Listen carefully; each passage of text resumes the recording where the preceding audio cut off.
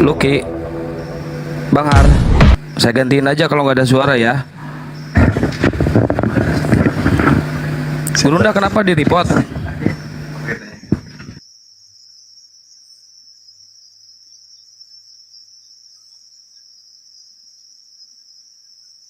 Kena report itu. Ini tadi yang Oten yang satu ini kok kayak kehabisan napas diskusi dengan Bang Juma. Wah ini Noah nih, Noah silakan. Halo. Halo Bro Noah. Tuh, gimana kabarnya? Ya semua baik-baik saja. Baik-baik saja. Ada masukan atau ada apa begitu? Masukan apa ini, Bang? Yang bom-bom tadi kemana? Sudah Dia meninggalkan. Karena pelanggaran sama dia juga. Oh, diawetkan aja dulu, diawetkan, dia panas-panasin dulu pakai api, bara api. Udah rusak dia kipasnya Gurunda. Diasap-asapin, aliri listrik sedikit lah sekali-sekali. Ya ini ada Noah Gurunda. Yang Yang lain, di bawah. kalau Bawah ada lagi teman-teman bukannya. yang mau silakan.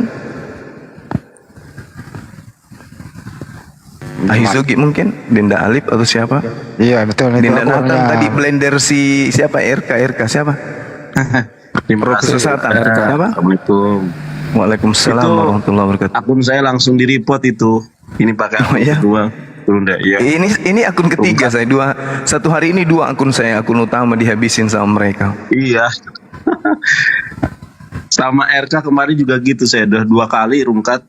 Kalau sama Wak Labu itu enggak pernah, sama masalah SCRK doang. Lanjut Bunda. Iya deh, iya deh. Oke, Bang, apa yang kita bahas?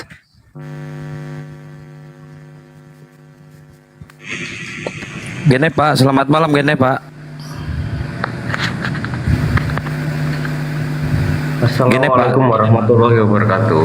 Waalaikumsalam warahmatullahi wabarakatuh. Muslim, saya Ya. kemarin yang koordinasi tentang saudari mu'alaf kita yang di Blitar itu dengan Pak Sugi dan Ustadz Yusuf juga ya. Seperti itu. Si Imam. Baik, monggo dilanjut. Saya turun dulu Bang Zuma. Noah, kenapa Terima turun, kasih Noah? saya bisa menyapa jenengan, Bang Jonathan, terus Bang Ardiansah. Semoga jenengan sedoyo sehat selalu. Ustadz Alif juga mohon maaf, salam kenal dari saya. Ya, wassalamualaikum warahmatullahi wabarakatuh. Waalaikumsalam warahmatullahi wabarakatuh. Tadi mana? Pasiennya mana? Tahu si Noah turun aduh. Orang tua udah. sakit tadi tuh. Noah, ada mau Untuk yang saat- disampaikan Noah? Iya, makanya dilus-lus bener. Diputus aku tadi, diputus. Oh enggak. Noah ada yang mau ditanyakan tadi topiknya gitu loh, bahwa sebenarnya yang menjadi Yesus itu siapa? Bapakkah yang berfirman atau Bapak yang menjadi Yesus? Itu tadi topiknya kira-kira. Menurut Noah gimana? Nanti Bang Juma yang edukasi, silakan. Oke, yang menjadi Yesus itu ya Yesus sendiri. Alasannya? Ya, ya kan memang Yesus. Mati meja. Tetapi dia diutus. Ambil alih Bang oleh- Juma, aku baru nyampe. Tetap yang menjadi Yesus itu adalah Yesus sendiri. Tetap Gini, saudara Noah. Kan salah. Yang menjadi Yesus itu adalah ketiadaan menjadi Yesus. Kenapa saya katakan demikian? Ya, betul. Karena Yesus itu berasal dari sesuatu yang di luar dari dirinya. ya benar. Contoh Yohanes 8:42, aku datang bukan atas kehendakku. Berarti ada kemudian lautan kehendak yang punya, di mana yang memiliki kehendak ini suka-sukanya dia. Ya, Dari sanalah kemudian Yesus itu berasal dari kehendak Sang Maha Berkehendak. Makanya dia mengatakan aku datang bukan atas kehendakku. Berarti Yesus ini statusnya adalah ciptaan.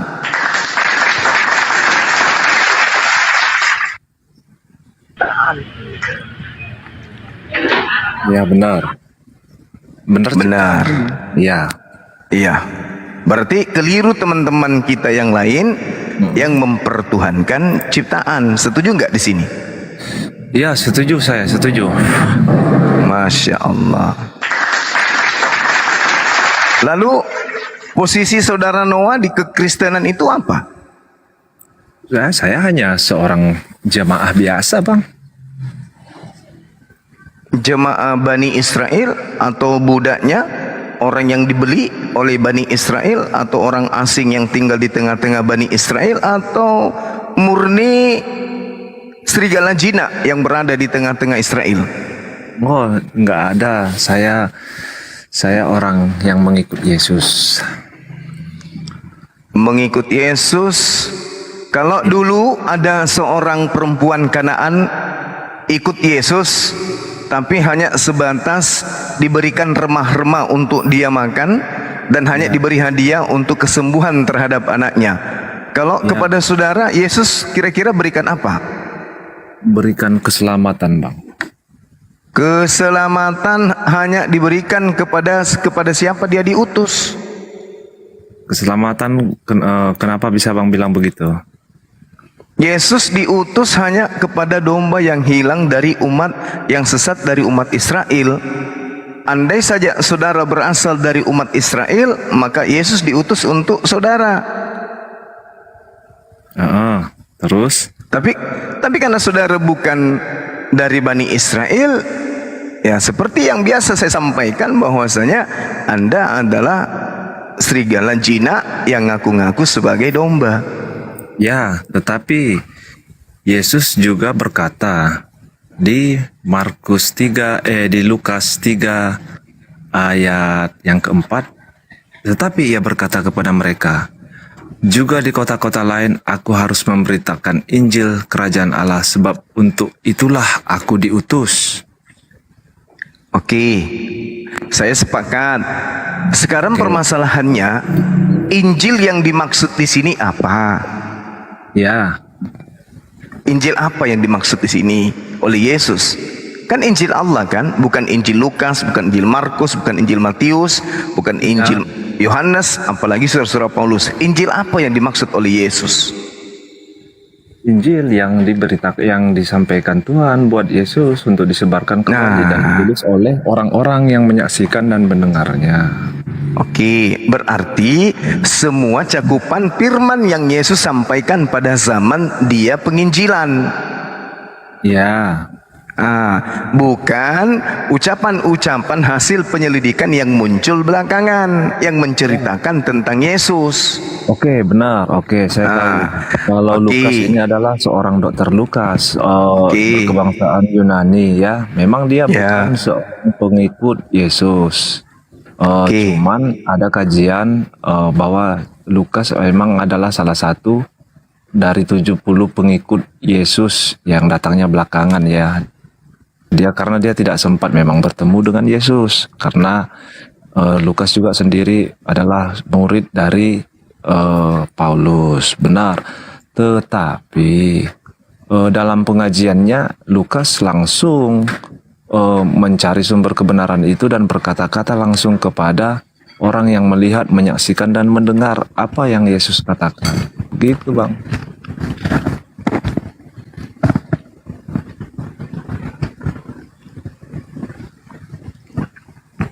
Oke, jadi gini. Kitab Lukas ini ada bukan karena diada-adakan, karena memang sudah ada, dan apa yang tertulis di Injil Lukas ini itulah ada apa kan ada. Yesus bukan ya. Gimana? Udah lanjut Bang. Berarti Injil Allah yang diberitakan Yesus bukan catatan Lukas. Betul? Ini catatan Beda, kan? Lukas di sini. Enggak ya, di Markus juga ada kok, Bang. Iya, maksud saya gini, Injil Allah yang diberitakan oleh Yesus bukanlah kitab atau buku Lukas, buku Markus, betul? Iya, tapi kan Markus kan menyaksikan. Iya, betul. Markus menuliskan cerita di mana cakupan ceritanya itu adalah tentang dakwah Yesus kepada Bani Israel. Ibarat kata Markus ini penonton yang menyaksikan aksi seorang utusan kepada umatnya. Ibarat orang barat yang datang ke Indonesia menyaksikan si Pitung lagi bergulat dengan Belanda, kan gitu. Nah, sekarang permasalahannya adalah Yesus ini sumber firman. Dia mengatakan, firman yang kau dengar daripadaku bukan dari diriku, tapi dari Bapa yang telah mengutus aku. Itu firman yang keluar dari diri Yesus. Sekarang firman yang ditulis oleh Markus, oleh Lukas, ini dari mana?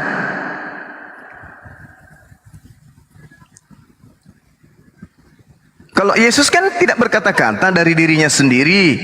Apa yang disampaikan, apa yang didengar. Kalau Lukas, Ya, Lukas kan bertanya kembali kepada mereka orang-orang yang memang benar-benar menyaksikan dan mendengar apa yang dikatakan Yesus. mereka ini siapa, Bang? Orang-orang yang yang menyaksikan dan mendengar, ya mungkin saja bisa saja ya, dia itu yang saya tanya, berinterogasi. orang-orang ini siapa? Kan begini. Nah, bisa Kan aja dia begini. bertanya kepada murid-murid Yesus. Ya, itu bahaya itu kalau sebuah buku diimani cuman mereka-reka kayak gitu. Sebuah Nah, informasi dikatakan akurat ketika kemudian ada legalitas pembanding dari sumber suara ke kuping yang menerima informasi, pindah kemudian ke murid, dan itu harus tahu orangnya. Misalnya Bang Handi menerima informasi dari Yesus, Bang Handi menyampaikan ke Markus. Markus harus menyelidiki Bang Handi ini apakah orang yang terpercaya, apakah dia orangnya amanah, apakah dia tidak pernah cacat. Cacat dalam arti kata hidup secara bersosial, dia berasal dari keturunan siapa, bagaimana dengan kehidupan, keyakinan keluarganya dan seterusnya. Itu harus ditahu bahwa informasi ini betul-betul berasal dari orang yang bisa dipercaya. Itu satu. Setelah dapatkan informasi dari Bang Handi, maka harus ada orang kedua yang menginformasikan hal yang sama, di mana orang ini juga bertemu langsung dengan Yesus. Kalau cuma Bang Handi sendiri, sementara Lukas tidak pernah bertemu mata dengan Yesus, maka Lukas sejatinya harus melakukan pembanding kepada orang yang kedua. Orang kedua harus satu sama akurat dengan informasi Bang Handi menceritakan kepada Yesus. Itu pun cara penyampaian Lukas harus begini. Saya menerima informasi dari Lukas bersama dengan si Fulan.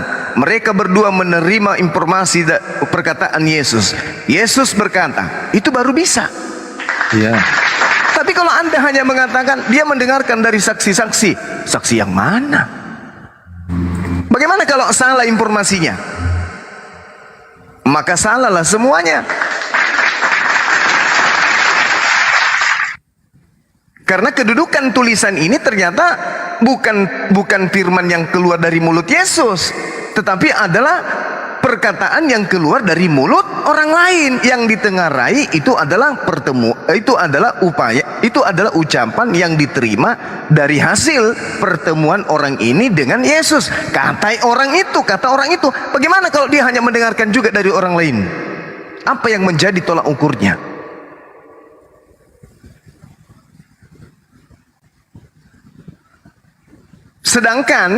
Sedangkan kitab Lukas ini tidak pernah masuk ke dalam tempat ibadahnya orang Yahudi. Berarti tidak bisa masuk ke dalam. Tidak selayaknya Yeremia, Samuel, Daniel, Hosea, Yesaya ada di tempat asalnya berada sampai hari ini.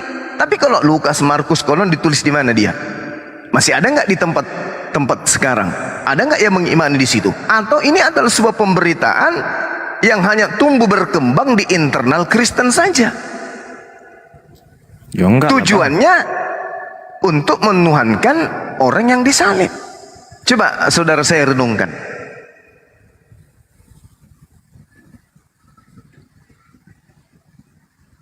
Anda mempercayai sebuah buku di mana buku itu Anda tidak tahu asal usulnya dari mana. Dan ini tujuannya Anda percayai untuk keselamatan akhirat saudara. Lah kalau ternyata asal dari buku ini tidak berasal dari orang yang mendengarkan langsung pada Yesus. Ingat, jangankan orang-orang yang hidup di zaman Yesus. Gini bang. Kalau kita berbicara, silakan. Oke, kalau berbicara berarti kita berbicara masalah keaslian gitulah bang ya. Bener apa enggak sumbernya begitu ya? Oke, jadi saya sudah baca Lukas itu ya, Matius, Markus, Lukas. Itu isi kitab Lukas itu sama Matius sama Markus itu 11-12 bang. Iya, terus? Ya, makanya saya katakan tadi bahwasanya Lukas itu memang bukan pengikut Rasul, bukannya langsung pengikut Yesus Kristus mula-mula. Tapi bahaya itu.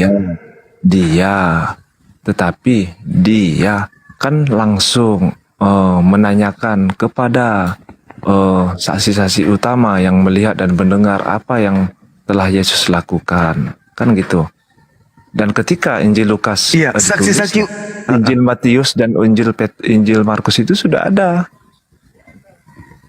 Iya, betul. Maksud saya gini, ketika saudara mengakui bahwa itu berasal dari saksi-saksi, kan kita ini namanya kitab suci. Iya, harus akurat. Saksi-saksinya siapa? Iya, makanya tadi saya bilang sebelum Lukas itu ditulis, dia menanyakan saksi-saksi, dan sebelum Injil Lukas itu ada, Injil Matius, Markus itu sudah ada lebih dulu bang. Berarti dia kan sudah membandingkan apa yang dia tanyakan kepada saksi-saksi tadi dengan yang sudah tertulis di awal. Dia kan sudah membandingkan, makanya dia berani menuliskan. Kalau misalnya ada sebuah pemberitaan yang sampai kepada saudara, datang nih, selamat pagi saudara Noah, pagi. Wah, saya di sana mendengarkan informasi apa itu? Banyak kemudian kerah berubah wujud misalnya menjadi monyet. Wah, abang lihat sendiri? Tidak. Lalu informasi dari mana? Banyak saksi-saksi di sana yang ngomong sama saya. Abang percaya? Saudara percaya? Ya enggak lah. Ya itu dia. Informasi yang masih segar Anda nggak percaya. Ini informasi 2000 tahun. 2000 tahun yang lalu loh. Nyebrang kemana-mana, nyebrang kemana-mana. Dengan bahasa yang berganti. Siapa yang percaya sama monyet? Abang aja nggak percaya sama monyet. Ada orang datang menginformasikan kepada saudara. Ada kemudian orang berubah menjadi monyet. Iya. Kata abang, siapa informasi dari mana pak? Ada di sana saksi. Oh, banyak orang bersaksi, banyak yang menyaksikan kejadian itu. Oh gitu. Abang percaya, kemudian abang lagi cerita ke orang lain. Ada loh di sana, kata itu orang yang sampaikan ke saya. Apa katanya? Banyak orang di sana jadi monyet. Kata siapa? Ada banyak yang saksikan situ. Ini apa namanya pemberitaan kayak gini? Anda percaya?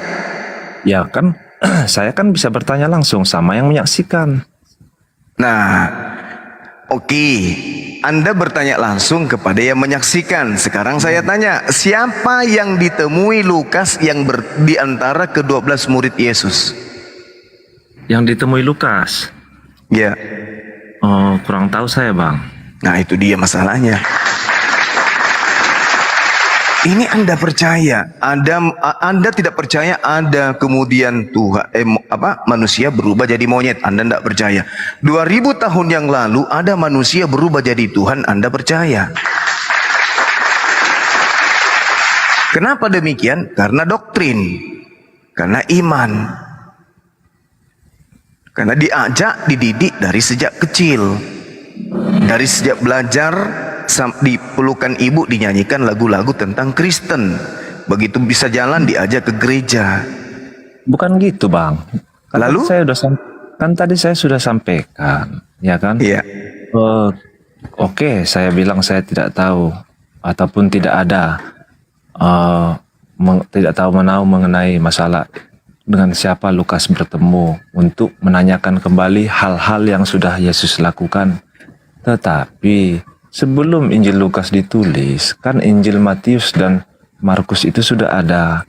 Bisa saja beliau membandingkan apa yang dia dengar dan dia tanyakan kepada saksinya langsung sama yang sudah tertulis di Injil Matius dan Markus. Baik. Gitu, Bang.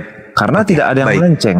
Tidak ada yang melenceng. Sekarang, Gitu. baik. Sekarang saya ingin tahu, penulis dari 4 kitab kanonik ini yang bertemu Yesus langsung siapa menurut saudara?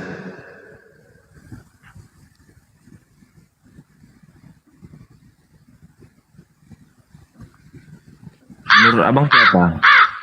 Enggak ada, sama sekali enggak ada.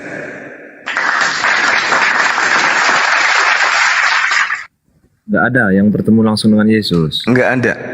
Keempat penulis Bible saudara tidak ada yang bertemu langsung dengan Yesus. Dari mana abang tahu? Ya, sebutkan aja. Sebutkan aja di mana yang pernah bertemu langsung dengan Yesus di antara keempat penulis kitab kanon ini.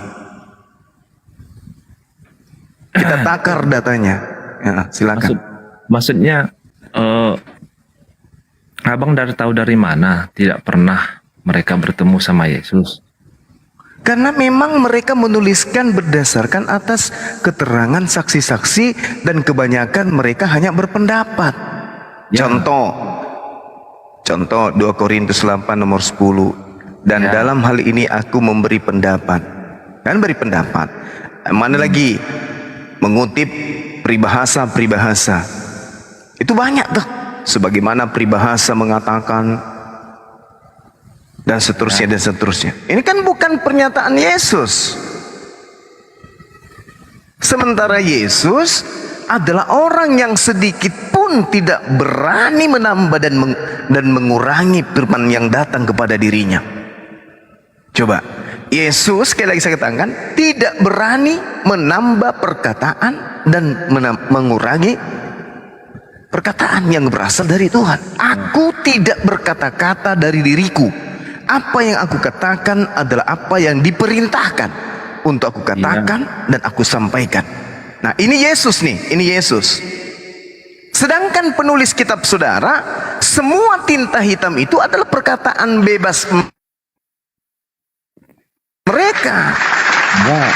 Contoh misalnya kita lihat di Lukas 1. Di Lukas 1 gimana, Bang?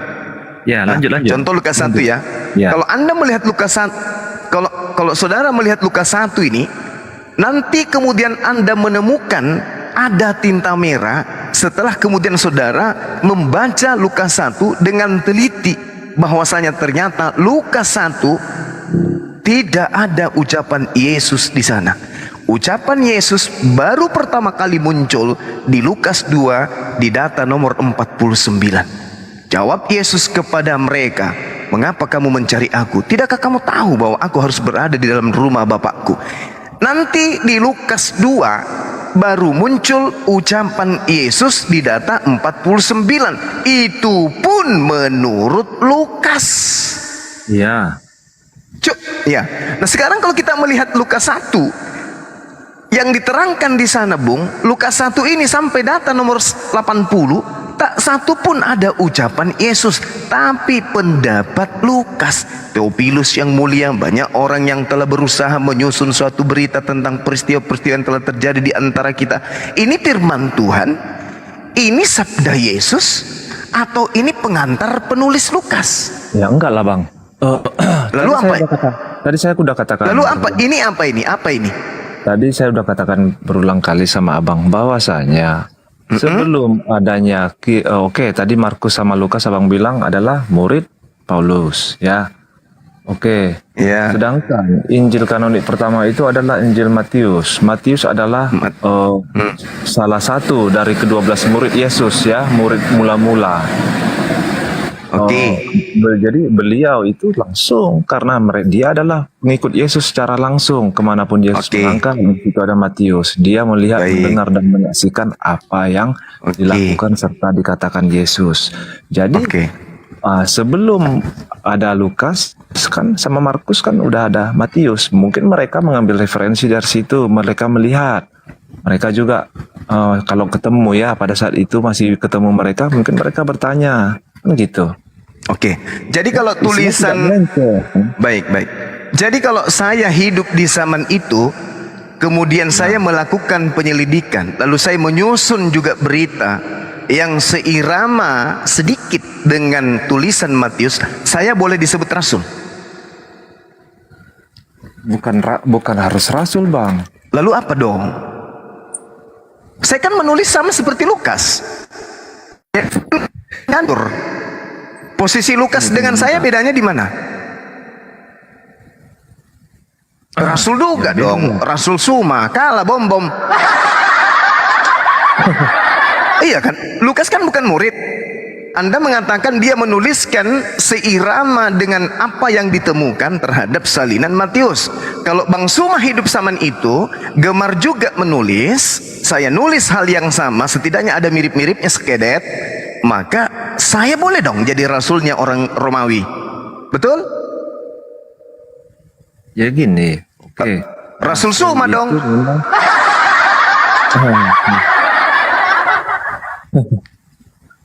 Oke. Aduh.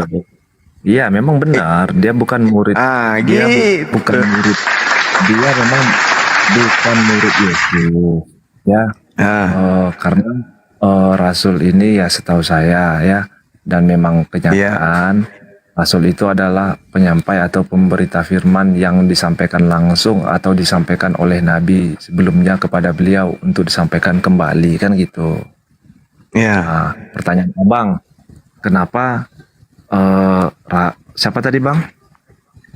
Lukas disebut rasul. Iya. Ya karena beliau kan menyebarkan berita keselamatan, Bang. Nah, berarti saya juga bisa disebut rasul dong kalau saya menulis ini di abad bersama. Berarti saya juga bisa disebut rasul. Abang sendirilah yang tahu. Saya tidak tahu. Berarti tulisan-tulisan saya dianggap juga sebagai tulisan suci. Ya ini kan sudah ada. Ini kan pada waktu itu kan belum ada ini, Bang. Belum banyak. Oke. Kalau sekarang Abang tulis ya udah kan udah banyak. Oke. Tadi saudara mengatakan bahwa yang paling tertua catatannya siapa? Matius. Dan mereka kemudian mengambil salinan itu, maka jauh sebelum mereka menulis, lebih dulu kemudian Matius ini menulis. Nah, kalau itu yang menjadi dasar pijakan saudara, bahwasanya mereka menulis sama seperti apa yang tertulis kemudian di dalam kitab Matius, boleh dong saya bertanya? Di dalam Matius 20 nomor 30, di situ dikatakan 2 orang buta. Markus 10 nomor 46, 1 orang buta. Markus salah berarti ya? Bentar. Di berapa tadi Abang bilang? Matius 20 nomor 30 coba. Matius 20 nomor 30. 20 nomor 30. Iya. Nomor 30. Siap, 86, geser sedikit. Ada 2 orang buta yang duduk di pinggir jalan mendengar bahwa Yesus lewat. Lalu, Markus 10 nomor 46. Markus 10 nomor 46 ayat 4. Bentar, sabar. Ya. Siap. Markus 10 ayat 46. Ada 2 orang buta tadi katanya, Bang ya? Iya. Iya. Kalau di situ Markus 10 ayat 46 ya. Iya. Lalu tibalah Yesus dan murid-muridnya di Yeriko. Dan ketika Yesus keluar dari Yeriko bersama-sama dengan muridnya dan orang banyak berbondong-bondong, ada seorang pengemis yang buta bernama Bartimeus, anak Timeus, duduk di pinggir jalan. Seorang atau 2 orang?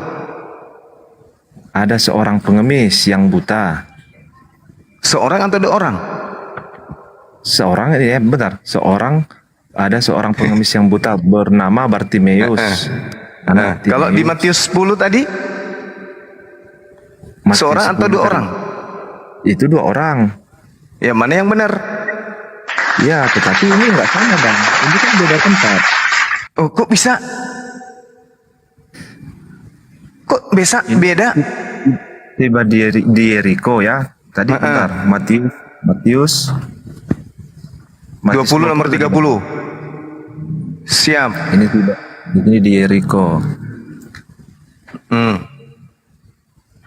Ya kali ini sedangkan yang di sini kan beda. Ini Yesus menyembuhkan 2 orang buta. Judulnya aja udah beda.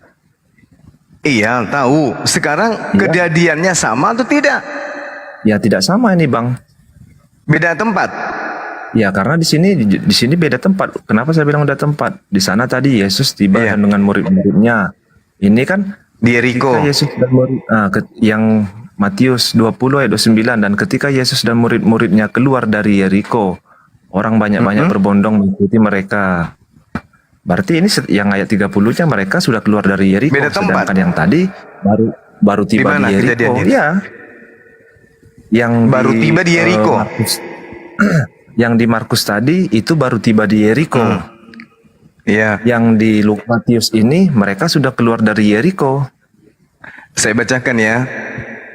Ya. Saya bacakan Bang ya. Dan ketika Yesus dan murid-muridnya keluar dari Yeriko, orang banyak berbondong-bondong mengikuti dia. Itu di dalam Matius 20. Lalu tibalah Yesus dan murid-muridnya di Yeriko. Dan ketika Yesus keluar dari Yeriko bersama-sama dengan murid-murid dan orang yang banyak berbondong-bondong, ada seorang pengemis. Ini ketika keluar. Dengar Bang. Dan ketika Yesus muridnya, ini yang Matius 20 ayat 29. Ya. Ketika Yesusnya keluar Yesus dari murid-murid orang-orang keluar yang dari Yeriko. berbondong-bondong dia. Keluar ya. Ya. Keluar. Kalau di Markus 10 nomor 46, lalu tibalah Yesus dan murid-muridnya di Yeriko. Dan ketika Yesus keluar dari Yeriko, sama enggak? Ya, Sama-sama keluar enggak? Lalu tibalah Yesus dan murid-muridnya di Yeriko. Terus baca terus. Dan ketika Yesus keluar. Kena. Pusing memang, pusing. Di Yeriko nanti ketemu dengan seorang pengemis ketika Yesus keluar dari Yeriko. Ketika Yesus keluar dari Yeriko, dia bertemu dengan seorang pengemis. Ketika di Matius 20 nomor 30, di situ juga sangat jelas dikatakan ketika Yesus keluar dari Yeriko, dia bertemu 2 orang buta. Berarti ini gimana? Ini permasalahannya ini karena masalah 1 atau 2 orang aja. Yes, kalau mana yang benar?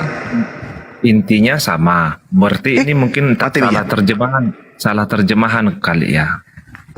LAI. Tidak bisa salah terjemah. Kenapa tidak bisa Bang? Karena ini yang ayat 48-nya yang di Markus ini sama. Ketika didengarnya bahwa itu adalah Yesus orang Nazaret, mulailah ia berseru, Yesus anak Daud. Berarti ini yang salah cuman itu aja, seorang atau 2 orang, cuman itu aja. Berarti itu bisa jadi kalau salah terjemahan lah Bang. Oke. Kalau Anda mengatakan itu salah terjemahan, tapi kenapa kesalahan-kesalahan begini selalu terulang dan berulang? Bukankah kemudian, sekali lagi saya katakan, bukankah kemudian orang-orang Kristen mengklaim diri mereka sebagai anak-anak Tuhan, mengklaim diri mereka sebagai orang yang dibimbing Roh Kudus? Justru itu lah Bang. Ini justru itu kenapa? Justru itu. Ini karena kesalahan terjemahan, berarti kan kesalahan LAI yang menerjemahkan. Berarti mereka kurang teliti di situ. Jadi yang berarti pada mereka tidak ada roh kebenaran. Jadi ya yang harus teliti. Namanya percetakan, ya sistemnya cepat.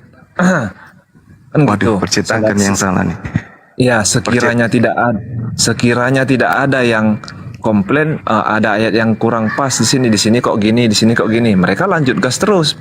Mencetak kitab kan gitu.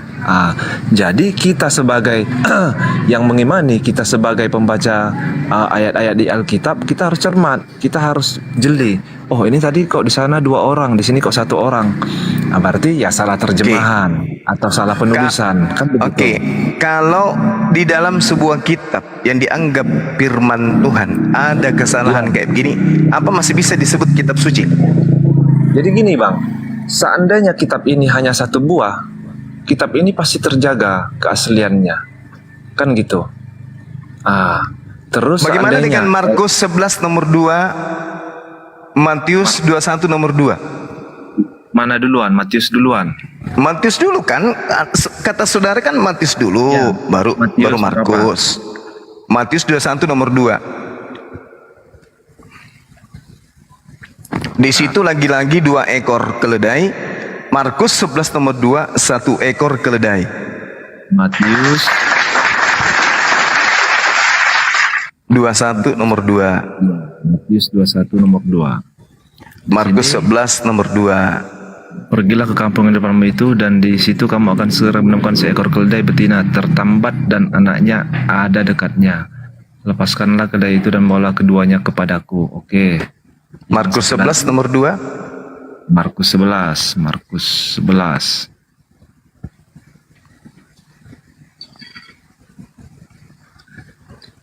Markus 11. Oke, kita lihat Markus 11 nomor 4. 2. Oh, Markus 11 nomor 2. Dengan pesan, pergilah ke kampung depanmu itu, pada waktu kamu masuk situ kamu akan sampaikan ekor keledai muda yang melepaskan itu dan bawa kemari.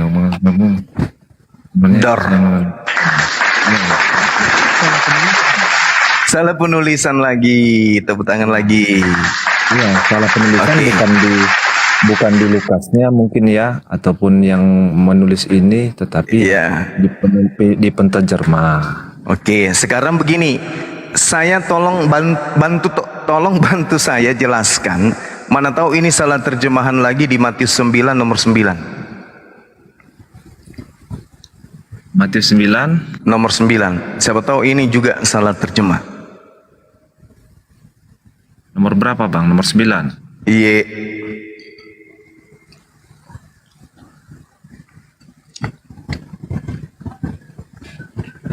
Ya.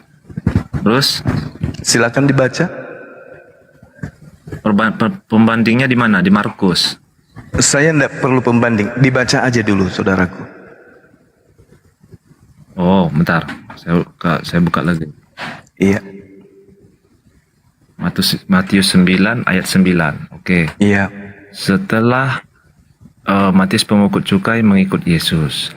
Setelah Yesus pergi dari situ, ia melihat seorang yang bernama Matius duduk di rumah cukai. Lalu ia berkata kepadanya, "Ikutlah aku." Maka berdirilah Matius lalu mengikut dia. Ini Matius yang dimaksud di sini Matius siapa?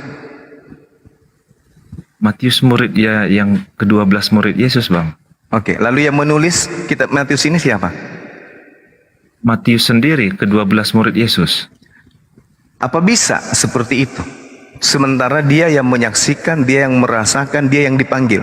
Harusnya setelah Yesus pergi dari situ, Yesus melihatku yang sedang duduk di rumah cukai.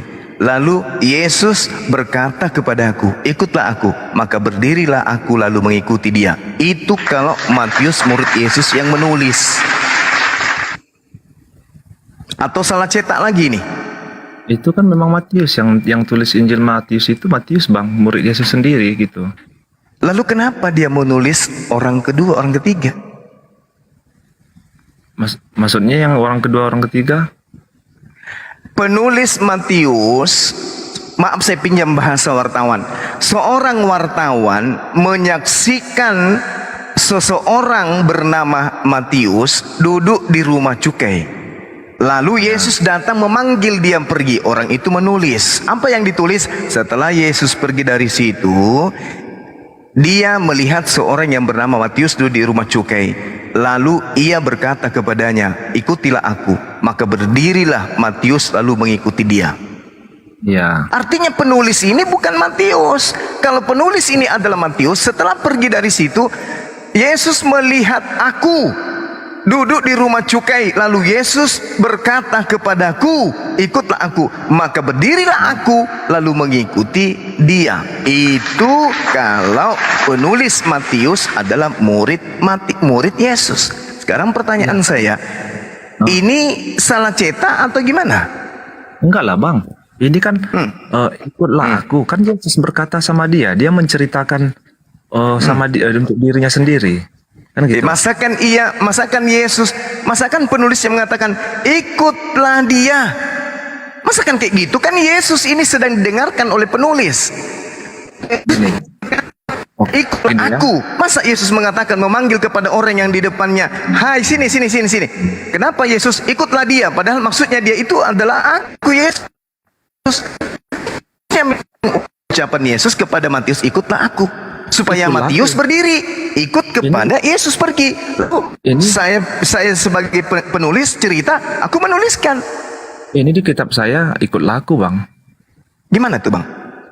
Ini di ya memang ikutlah aku. Ikutlah aku itu adalah ucapan Yesus kepada orang yang bernama Matius, bukan kepada saya yang menulis. Setelah Yesus pergi dari situ, ia melihat seorang yang bernama Matius duduk di rumah cukai. Lalu ia berkata kepadanya, ikutlah aku, maksudnya ikut Yesus ya. Maka berdirilah. Yang dipanggil untuk ikut di situ siapa? Maka berdirilah Matius, kan? Lalu mengikut dia. Nggak mungkin di Matius nulisnya gini. Maka berdirilah aku, lalu mengikut dia. Seolah-olah dia punya peran yang sangat tinggi. Gimana abangku ini? Jadi gimana saudara saya ini? Kalau dia bilang maka ikutlah maka ikutlah aku ini siapa kan gitu. Makanya dia berkata maka berdirilah Matius, sama seperti kita mengatakan tidak bisa Bung, nggak bisa. Ini sebenarnya kan Bible sudah jelas-jelas tertulis Injil karangan Matius. Berarti yang ada di dalamnya, kalau benar-benar Matius sebagai pelaku utama di sana. Memang Matius sebagai pelaku utama. Yesus orang kedua, Matiusnya orang pertama. Nah, kalau Matius pelaku utama harusnya berbunyi, setelah Yesus pergi dari situ, Yesus melihat aku pelaku utama, maka harus aku, bukan menunjuk ke orang lain, orang ketiga bukan, tapi harus ke aku. Setelah Yesus pergi dari situ,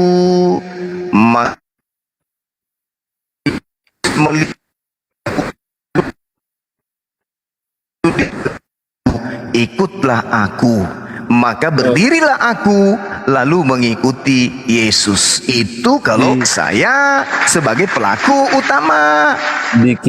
Di kitab manapun, Bang, apalagi di Injil ya, kalau kata aku itu baku, kan, itu digunakan untuk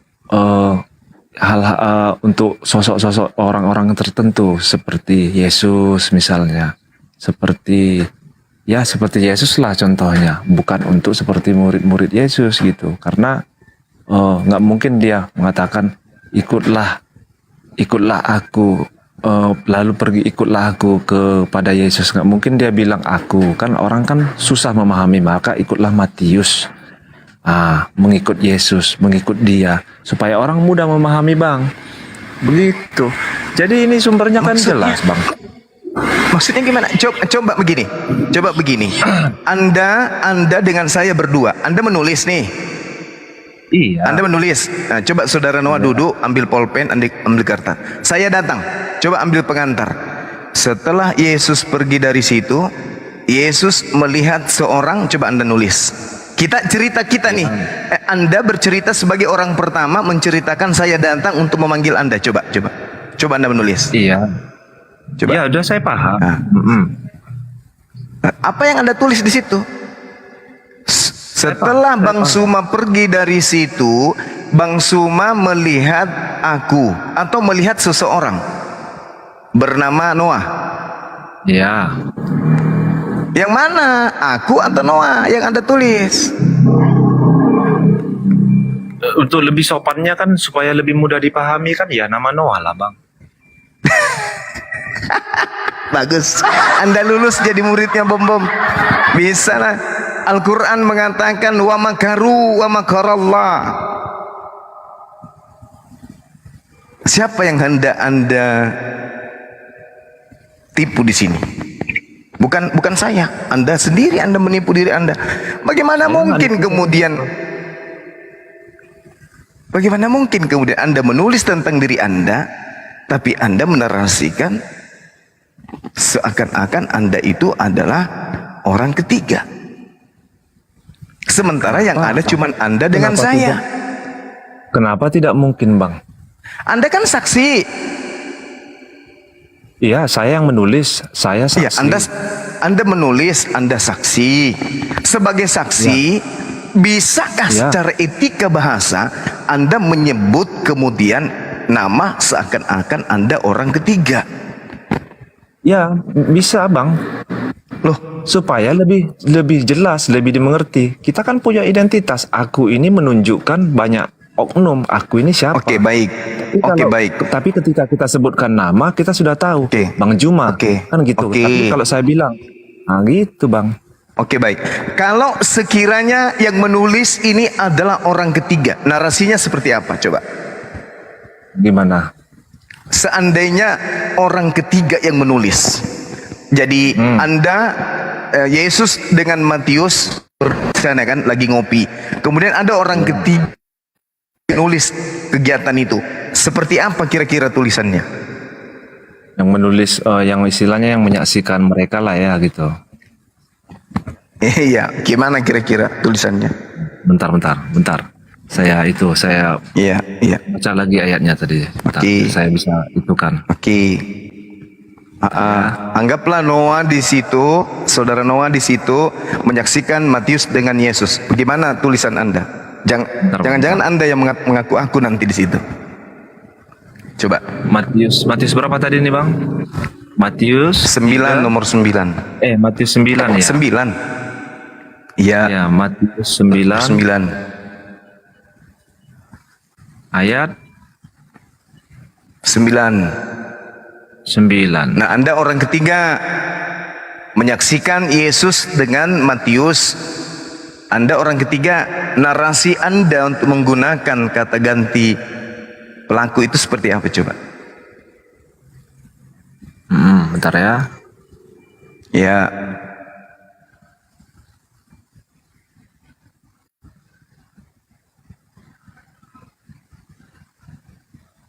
Ya, sama ini, Bang. Bahasanya sama. Sama. Itu makanya aku bilang, ini bukan ucapan Matius. Ini ucapan orang ketiga. Tapi Anda mencari alasan pembenaran. Oke, saya ikuti Abang. Abang bilang ini ucapan orang ketiga. Siapa orang ketiga?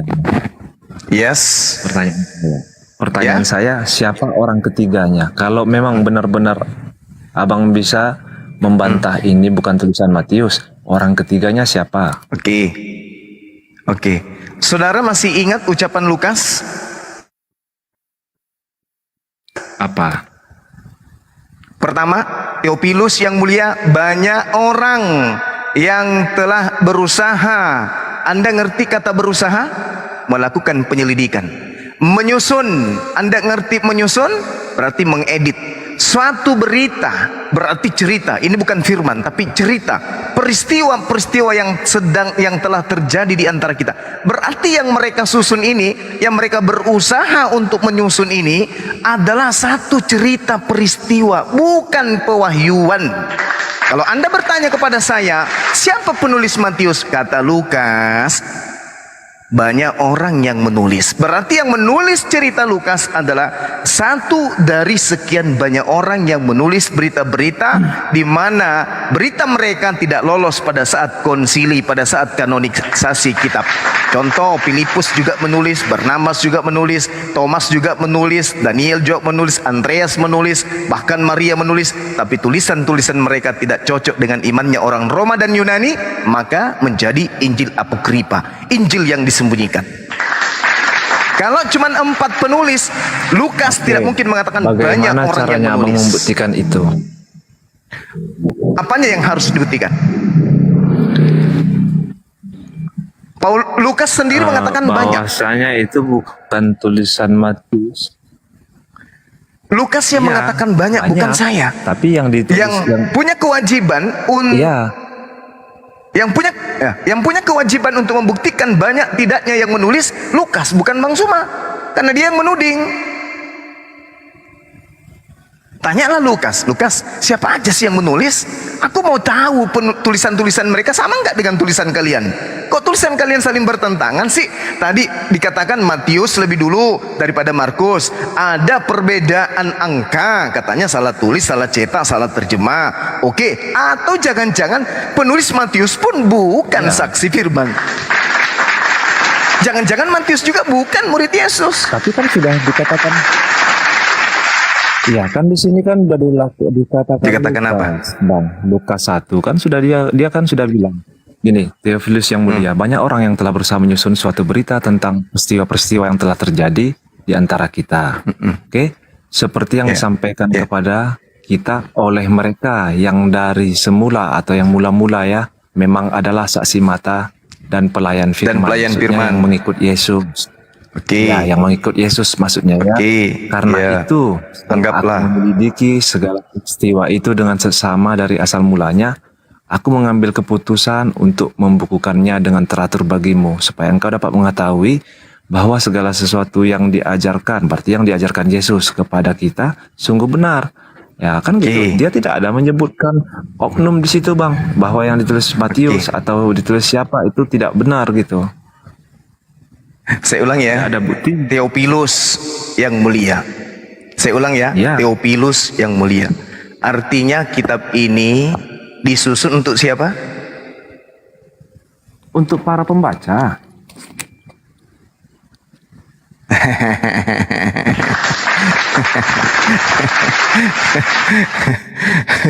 Anda lama juga menjadi muridnya Bom ternyata ya.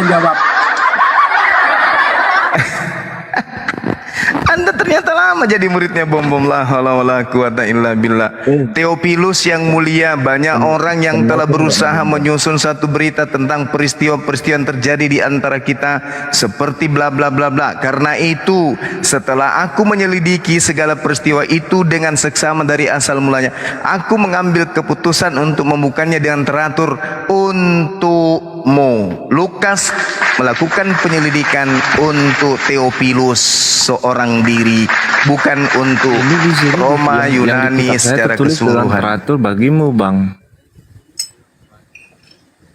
Bagimu cocok itu, tak ada masalah.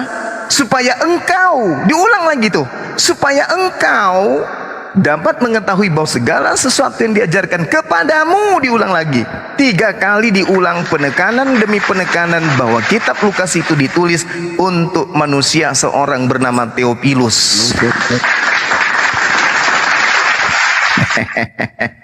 Telepon Bom, ada nomornya Pak Bom nggak? Wah, kamu guru ngajarin saya salah-salah, bencer aku di sini. Pantasan guru selalu lari dari Bang Suma. Kalau lihat Bang Suma kayak lihat malaikat maut. Pantasan ini akibatnya. Tetapi kan kita kan lihat tujuannya. Kitab ini kan ditujukan untuk umat manusia. Di mana dalilnya tuh? Ya. Bisa saya minta dalilnya? Bisa, ya, boleh nggak saya minta dalilnya dari tulisan Lukas? Ya, di mana dalilnya, Bang? Pengakuan penulis Lukas untuk seluruh manusia itu di mana? Enggak. Oh, ini memang Theophilus yang mulia. Oke, ya. Ya, Theophilus. Ya. Tadi Abang bilang bahwasanya yang ditulis Lukas ini untuk Theophilus. Theophilus ini siapa, Bang? Seorang yang kemudian di dalam kitab saudara dikatakan bahwa dia adalah seseorang yang memiliki gelar kehormatan. Entah dia itu raja kah, entah itu gubernur kah, entah siapa. Yang jelas bukan. Yang jelas itu adalah nama orang. Yang jelas bukan Tuhan dia. Iya, oke. Berarti dia seorang seorang yang bergelar lah ya pada saat itu ya. Siap.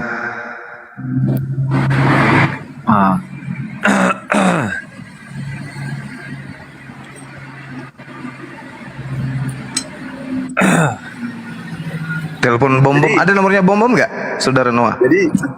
Jadi gini, Theophilus yang mulia. Jadi Theophilus itu kan, Bang, Iya. Awalnya itu ditulis di dalam bahasa Yunani ya. Hmm. Yang artinya itu dicintai oleh Allah, yang dicintai oleh Allah atau yang mencintai Allah. Jadi memang tidak ada yang tahu identitas sebenarnya tuh dari Theophilus ini apa gitu kan. Ya, Theophilus itu nama seorang. Gelar kehormatan dipastikan hidup bersamaan dengan Lukas. Gelar kehormatan yang diberikan kepada Paus Alexandria itu Theophilus. Itu gelar sama seperti Yeremia, Yesaya. Gimana? Paus Theophilus kan? Theophilus, bukan Theophilus. Biasanya Tepolius. Theophilus Alexandria, Bang. Paus Alexandria yang bernama Theophilus itulah yang mendapatkan gelar itu. Seseorang yang bernama Theophilus itu adalah Paus Alexandria. Itu tradisi Kristen yang mengaku itu. Seseorang paus atau itu ada penjelasannya Bang Nyoma di Kisah Para Rasul 1 nomor 1 itu Theophilus di situ. Theophilus barang ada kacang pilu Theophilus. Oke ya Bang ya, selesai kita di sini ya. Saya Bang, saya kalau hidup di zaman sekarang,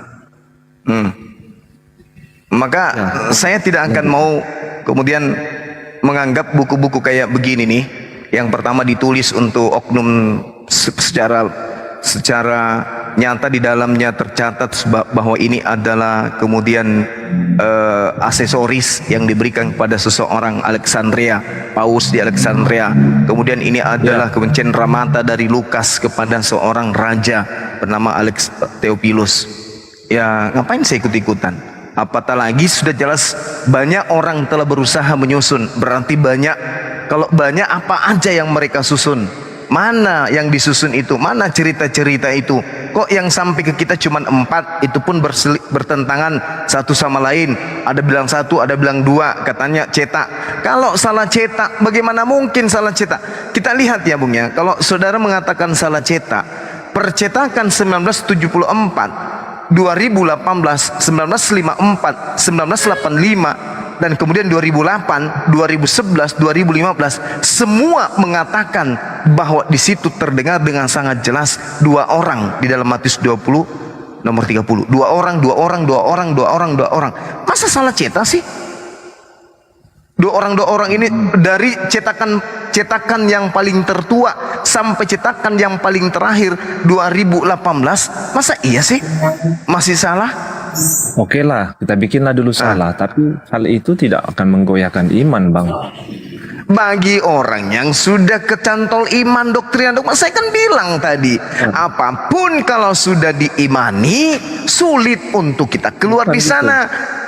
Apakah enggak, bagi saya gini, maksud saya gini, 1 atau 2 orang, 3 atau 4 orang yang disembuhkan, intinya di situ adalah Yesus menyembuhkan orang buta, bukan kita bicara 2 orang kayak mau 3 orang.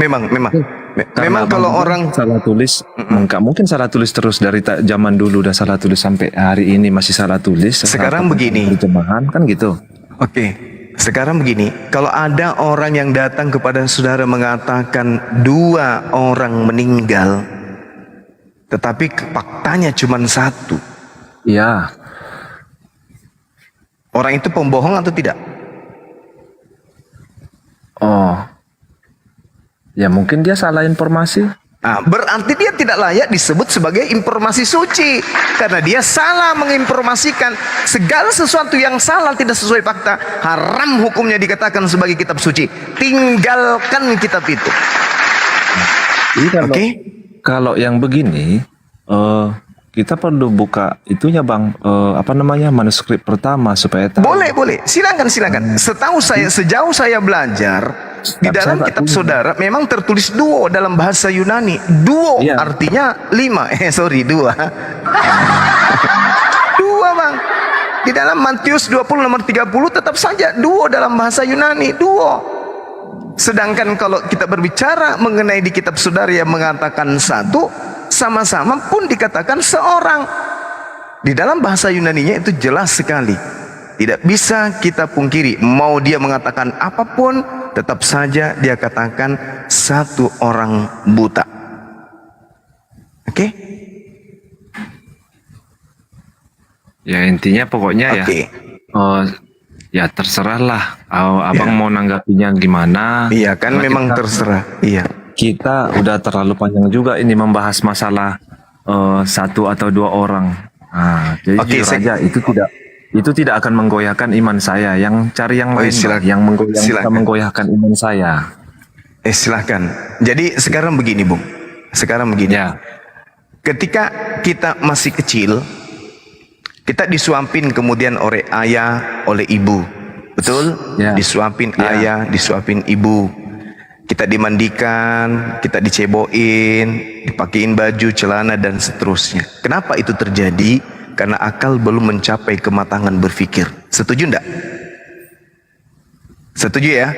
iya benar. Nah, ketika kita dewasa, apakah kita masih disuapin?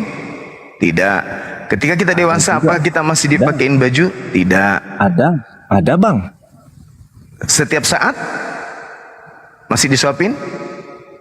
Setiap makan Ada masih sih. disuapin? Ada. Orang lumpuh Iya, mungkin? diceboin, dimandiin, Manggil digantiin saya baju. dong. Saya setiap makan disuapin soalnya.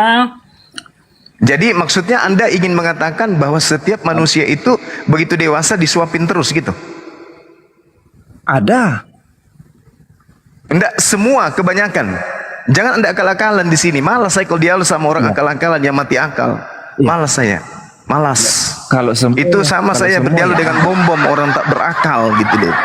Kalau Orang semua dewasa ya enggak, itu tapi memiliki keinginan untuk berkembang sesuai dengan pola pikir yang ada pada dirinya. Makanya Iya, ketika benar. dia masih kecil, disapi, orang tuanya diasuh oleh orang tua, begitu dia besar mereka mencari kehidupannya sendiri. Apa yang menjadi tolak ukurnya? Akal berkembang. Ketika dia dewasa, yang tadinya makan bubur, begitu dewasa dia mau mencari makanan yang sesuai dengan usianya. Dari pola apa itu ada berubah? Dari pola pembentukan karakter yang diinstruksikan oleh kematangan logika atau akal. Sehingga orang itu makan sendiri, masak sendiri, nggak lagi tergantung kepada orang tua. Ke pasar, milih sendiri. Semua yang dilakukan ini adalah pilihan-pilihan yang ditentukan oleh adanya akal. Ketika bayi tidak punya pilihan. Anda kasih bubur, dia makan. Anda kasih nasi, dia makan. Anda kasih roti, dia makan. Bahkan Anda kasih sendal pun bayi pasti dia makan.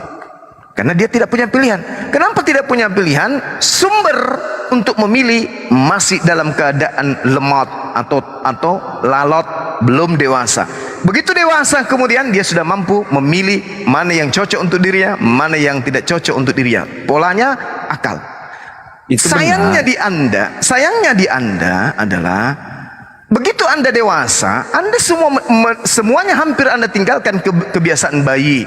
Mandi sendiri sudah bisa, pakai baju sendiri sudah bisa, ke sekolah sudah bisa. Satu yang Anda tidak bisa, yaitu melepaskan doktrin dogma dari kecil. Oh, akal Anda tetap terkungkung, tidak mau berkembang. Bayangkan Abang saja bilang- nih, Anda mengatakan itu bukan hal besar, itu tidak akan menggugah iman saya. Karena kenapa bisa terjadi demikian? Karena memang dari dasarnya kitab Anda, dari sejak otak Anda berfungsi, tidak bisa kepenuhan informasi bahwa kitab Anda adalah firman Tuhan. Memang sudah dari dasarnya sejak Anda bisa berpikir, sudah terbersit di kepala Anda, ini bukan firman Tuhan murni, bukan. Anda kalau mau jujur terhadap kebenaran, coba Anda ngaca, renungkan perkataan saya ini, masuk dalam ruangan sendiri, tutup dari dalam, tanya pada diri Anda, benarkah kitab Anda itu murni 100% perkataan Tuhan? Potong leher saya kalau Anda mengatakan iya 100% firman, potong nih. Oleh karena itulah bentar. apa saya yang tanggapi. Biar silakan, nggak silakan. kepanjangan. Nah, biar nggak Silakan. kepanjangan kan. Nanti jadi lupa saya. Nah, Ya, jadi gini. silakan. Tadi kan abang bilang balita itu ya oke, anak kecil itu kan karena pola berpikirnya belum sampai, itu benar. Setelah dewasa itu sampai. Tadi kan abang bilang udah dewasa nggak bakalan ada lagi yang disuapin. Kan abang bilang nggak akan ada orang dewasa yang disuapin. Itu abang salah. Tapi kalau orang Iya, saya keliru. Masih ada juga orang yang manja-manja sama mamanya disuapin. Ya, ya, betul. ada itu tadi abang bilang kan nggak ada ya kan, kenyataannya Ya, kan oke. masih Jadi ada yang Anda manja-manja. bagian yang masih disuapin gitu? Oh enggak saya bukan begitu. Oh, Jadi enggak. Oh, kirain. Jadi kalau abang bilang saya otak saya sudah terlahir dari doktrin dan dogma mulai saya lahir sampai hari ini, abang salah. Karena apa? Dulu Anda Muslim. Saya mulai berpikir luas tentang agama yang saya anut itu setelah saya dewasa, bang. Jadi waktu saya masih sekolah saya belum serius. Ya pokoknya disuruh ke gereja, disuruh berdoa, Ya. berdoa gitu kan. Doa. Saya tidak tahu makna dan tujuannya apa. Dan namanya kita masih pikiran main-main. Tapi setelah Ya. dewasa saya berpikir, ini makna dan tujuannya buat apa sih gitu. Saya pelajari, saya baca kitab. Oh begini. Memang benar, mungkin ya banyak terjadi kesalahan penulisan ataupun apa namanya, seperti tadilah ayat-ayat tadi di sana di Matius dikatakan 2 orang, di Markus, di Lukas dikatakan 1 orang misalnya kan. Memang itu sedikit kok kayak bisa gini gitu kan. Sementara ada Alkitab yang lama punya orang tua dulu tahun-tahun lama lah ya, saya bandingkan memang sama. Ya udah saya berpikir ya sudahlah, ini tidak mengganggu keimanan saya karena firman atau bukan firman Tuhan pun ini tidak mengganggu keimanan saya karena tujuan saya adalah beribadah kepada Tuhan. Bukan dengan kata-kata ini saya berarti jadi tidak beriman gitu. Tapi buku itu yang mengajarkan Anda kemudian. Bukan buku- mengajarkan, bang, bukan mengajarkan. Tujuannya kan hanya untuk membuktikan bahwasanya ada Tuhan, bahwasanya ada yang diutus oleh Tuhan untuk menyampaikan berita.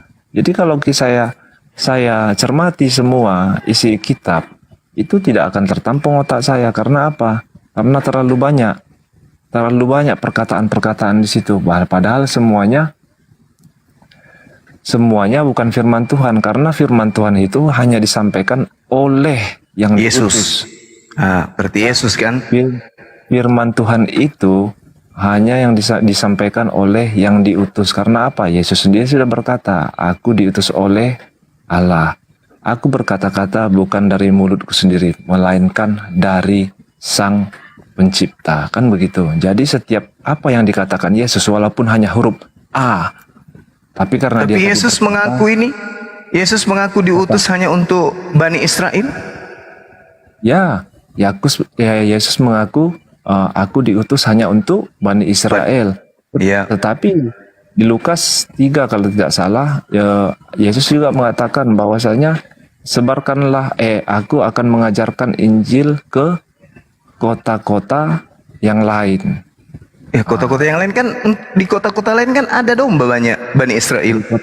Di kota-kota yang lain, ya buktinya ya murid-murid Yesus menyebar setelah kematian Yesus menyebarkan Injil kok ke daerah-daerah lain. Ada yang ke Asia, ada yang kemana-mana. Sekarang gini, sekarang coba kita baca ya. Nah inilah perlunya belajar ya. Di dalam kitab Yehezkiel 5, coba Anda baca di data nomor 12 apa yang dituliskan di situ. Di kitab apa, bang? Yehezkiel 5. Yehezkiel 5, bentar. Saya lihat. Nomor 12-nya coba. Yehezkiel 5 nomor 12. 12. Sepertiga daripadamu akan mati kena sampar dan mati kelaparan di tengah-tengahmu. Sepertiga akan tewas dimakan pedang di sekitarmu. dan sepertiga lagi akan kuhamburkan ke semua mata angin, dan aku akan menghunus pedang dari belakang mereka. Oke, jadi pertanyaan Jadi abang, Bani Israel sudah berserang nggak ke bangsa-bangsa lain tuh?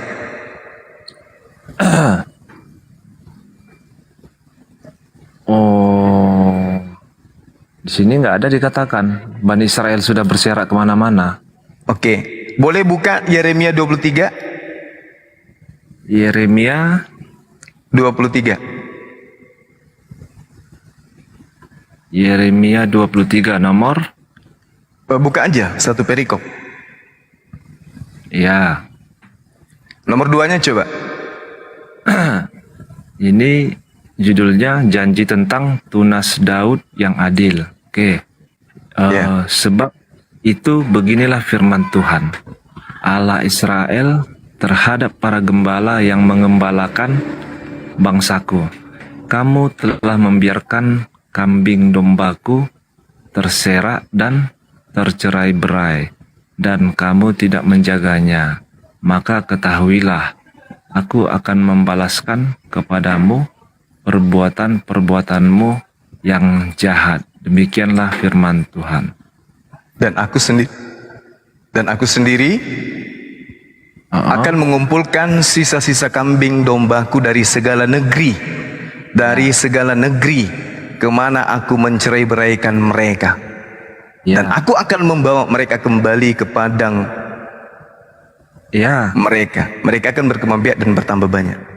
Jadi ketika Yesus memerintahkan muridnya ke bangsa-bangsa di luar daripada Yerusalem, itu menuju kepada siapa? Asing Daud. atau kepada domba-domba yang sudah berserak ke negeri-negeri lain. iya, tapi ini kan tuh Allah berfirman kan di zaman Nabi Daud. Nah, ini berbicara mengenai Bani Israel. Bani Benar. Israel ini kan pertanyaan saya. Pertanyaan Tapi saya Bani kan Israel- jelas. Yesus diutus hanya kepada domba yang sesat dari Bani Israel. Anda Ya. membawa Lukas, meskipun tidak ada datanya di situ. Anda membawa Lukas 3 bahwa murid-murid Yesus diperintahkan kemudian oleh Yesus untuk ke bangsa lain. Sementara di dalam Matius 10, di situ sangat jelas dikatakan nomor 5 sampai nomor 6, Yesus berpesan kepada ke-12 muridnya, jangan ke bangsa lain, tetapi melainkan pergilah kepada domba-domba yang hilang dari umat Israel. Ke-12 murid itu dipesan oleh Yesus, kalian 12 orang ini jangan menyimpang ke jalan bangsa lain atau masuk ke dalam kota orang Samaria, melainkan pergilah kepada domba-domba yang hilang dari umat Israel. Pergi. Ya, Jadi benar, kalau di Indonesia ada Bani Israel, maka mereka harus datang mengambil ke Indonesia. Anda bukan Bani Israel. Tetapi firman ini Tuhan sampaikan kepada Raja Yehuda. Jangan kamu pergi ke bangsa lain, melainkan pergilah kepada domba-domba yang hilang dari umat Israel. Anda bukan umat Israel, Anda bukan domba. Iya, tetapi firman ini Tuhan sampaikan kepada Raja Daud, Bang. Bukan kepada Yesus. Matius 10, mana ada Raja Daud Matius 10? Enggak, yang di Yeremia tadi, yang abang baca, yang saya suruh baca, abang suruh saya baca tadi, ayat 9, ayat. Saya tak dengarkan gini saudara ya. Kalau kita berbicara mengenai Yeremia, kita harus mengambil kemudian siksaan dan kemarahan Tuhan dari Yehezkiel 5. Bagaimana Tuhan kemudian menghukum orang Israel dengan cara menghamburkan mereka ke semua mata penjuru angin, membuat kemudian orang-orang Yahudi yang tersisa mati itu berserak kemana-mana, meninggalkan tempat kelahiran mereka, meninggalkan tempat yang dijanjikan oleh Tuhan mereka, sehingga mereka berpencar kemana-mana. Nah, setelah dia berpencar, beranak cucu mereka, entah itu di Amerika, di Inggris, di Asia dan seterusnya, Yesus diutus. Ketika Yesus diutus, kemudian orang-orang Yahudi dari sejak abad di mana mereka diselamatkan Musa dari perbudakan Mesir, sebelum masuk ke tanah Kanaan, mereka sudah berpencar karena dikutuk oleh Tuhan, berpencar kemana-mana, ke Eropa, ke Afrika, ke Asia.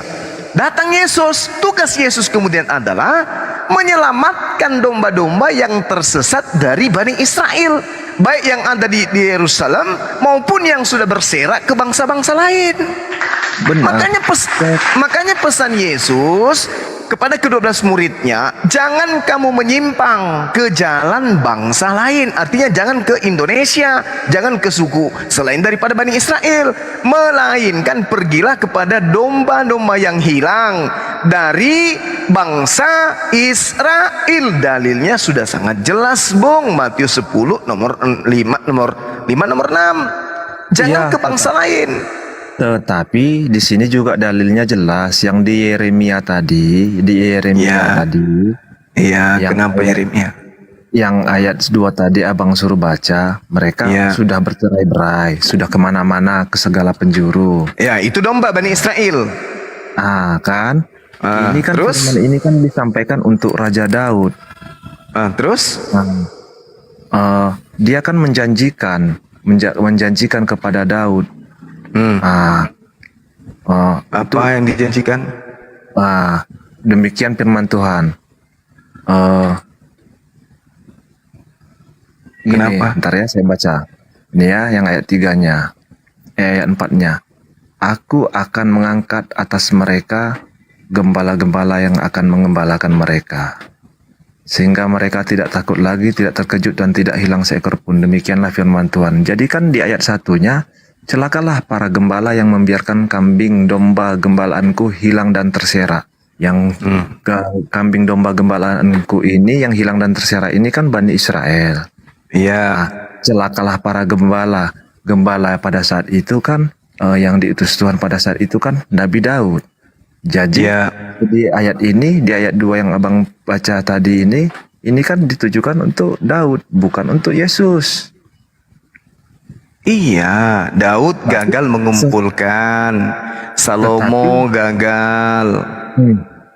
Terus Yesus diutus untuk siapa? Ya, tapi tidak berserak lagi, Bang. Udah terkumpul mereka semua. Dari mana ke mana? Dari mana ke mana terkumpul semua? Orang masih sekarang aja masih berpencar mereka kok. Di Indonesia, di Manado sana, di Palu di sana ada sinagoge milik orang Yahudi. Di Jakarta juga ada saudara saya di sana. Mereka punya rumah ibadah di sana. Banyak berpencar kemana-mana. Itulah yang dimaksud domba di luar kandang yang harus juga dikembalakan. Kan dalilnya sudah sangat jelas. Matius 10 nomor 5 nomor 6 berpesan kepada ke-12 muridnya. Kepada ke-12 murid aja Yesus berpesan, apalagi kepada murid gelombang kedua. Jangan kau menyimpang ke bangsa lain, tetapi pergilah kepada domba-domba yang hilang dari umat Israel. Jadi kalau ada sekarang bangsa Israel,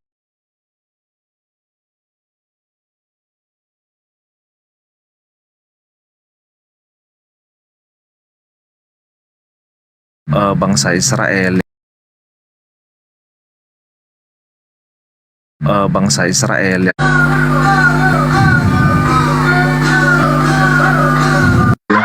jadi Yesus. Lalu apa hubungannya dengan saudara?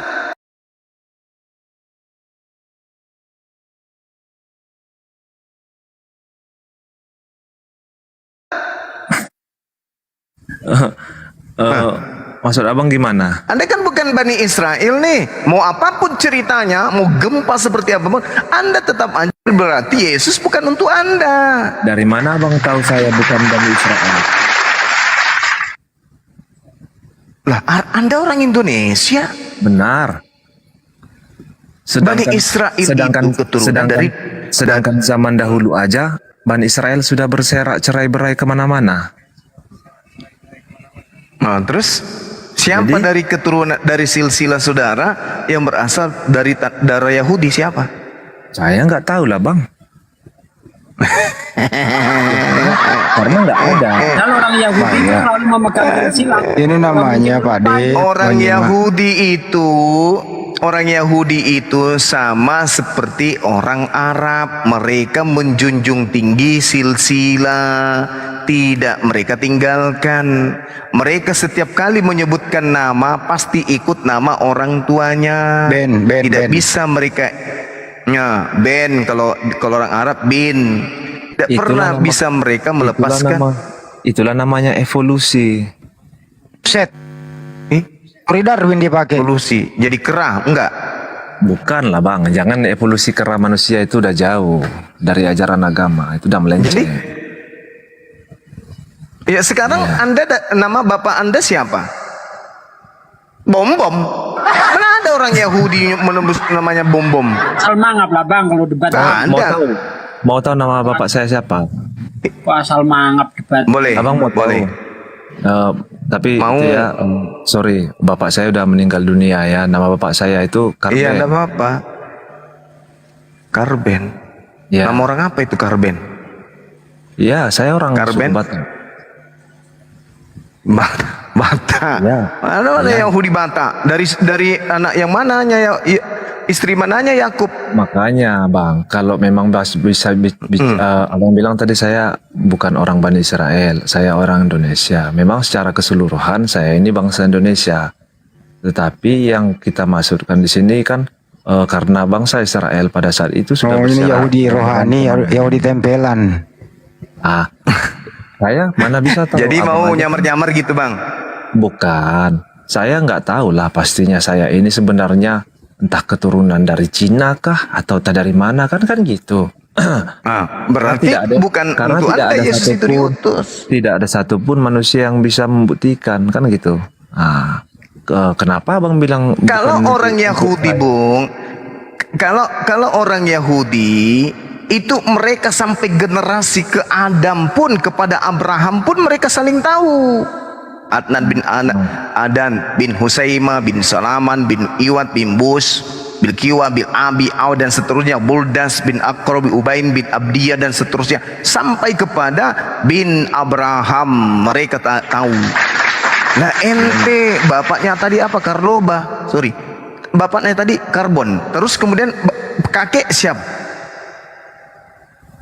Nggak tahu saya bang. Pasti nyambung itu. Karena orang Yahudi kemana-mana mereka diaspora, mereka pasti tidak meninggalkan jejak keturunan silsilah mereka, nggak bisa. Karena bapak saya pun nggak tahu nama orang tuanya. Nah bahaya itu. Ya, kayak Paulus berarti. Karena bapaknya nggak tahu. Karena dia masih kecil, orang tuanya udah minimal ada 5 tanjakan ke atas ketahuan. Karena saudara Noah sunat. Saya sunat saya bang. Sunat. Itu tradisi Batak atau bukan? Enggak, bukan tradisi saya itu. Berarti cuma ikut-ikutan saja karena kesehatan. Jadi saya kesampingkan masalah keagamaan dulu, di kesehatan juga itu berguna gitu. Saya nggak usah bawa masalah agama dulu, masalah ke kehidupan aja sudah itu. Tapi pesan Paulus bagaimana? Gimana? Paulus berpesan jangan bersunat, gimana itu? Gimana ayat lengkapnya coba? Barang siapa yang menyunatkan dirinya, Yesus Kristus tidak berguna baginya. Galatia 5 nomor 2. Setahu saya ya Paulus ini berkata gini, kan Yesus ini kan menganut hukum Taurat, ya kan? Benar kan? Dia menganut hukum Taurat. Jadi maksudnya yang Paulus mungkin ya ketika ada orang yang melakukan hukum Taurat tapi melanggar satu saja perintah hukum Taurat, berarti sama saja hukum Taurat itu batal. Berarti maksudnya Paulus dapat ilmu dari mana itu? Ya itu memang benar loh bang. Di mana tertulis di Taurat begitu? Enggak, maksudnya gini, karena benar aturan yang sudah diikat Bagaimana Anda bisa membuat aturan seperti itu? Bukan. Di mana ya tertulis? Coba bentar ya, sebentar. Ada itu, Bang. Justru kalau berbicara Ulangan 27 nomor 26, terkutuklah orang yang tidak mempraktekkan hukum Taurat. Justru yang tidak melakukan Taurat terbalik. Kalau Paulus yang melakukan Taurat yang terkutuk, kan gepeng namanya tuh. Orang yang melakukan Taurat terkutuk, kata Paulus. Tuhannya Abraham mengatakan terkutuk orang yang tidak melakukan Taurat. Paulus dengan Tuhannya Abraham bertentangan. Anda mengikuti Paulus, berarti Pauluslah Tuhan Anda. Gimana sih? Ulangan 27 nomor 26. Terkutuklah orang yang tidak menjalankan hukum Taurat dengan perbuatan. Paulus. Terkutuklah orang yang melakukan hukum Taurat. Kan lucu. Mana ceritanya tuh? Kok tak balik-balik? Bentar, ini kan yang Pak yang berkata kan Paulus, bukan saya. Ya itu dia, makanya Anda kan pengikutnya, Bung. Saya enggak pengikut Paulus. Lalu? Pengikut Paulus itu Katolik. Jadi 14 kitab itu Anda tidak pakai? Saya hanya pakai sampai ke Maleaki. Waduh, kacau ini agama. Injil kanonik sama Injil kanonik. Markus itu murid, gurunya nggak dipakai, muridnya dipakai. Terus Wahyu. Itu Wahyu. San Markus juga itu Wahyu.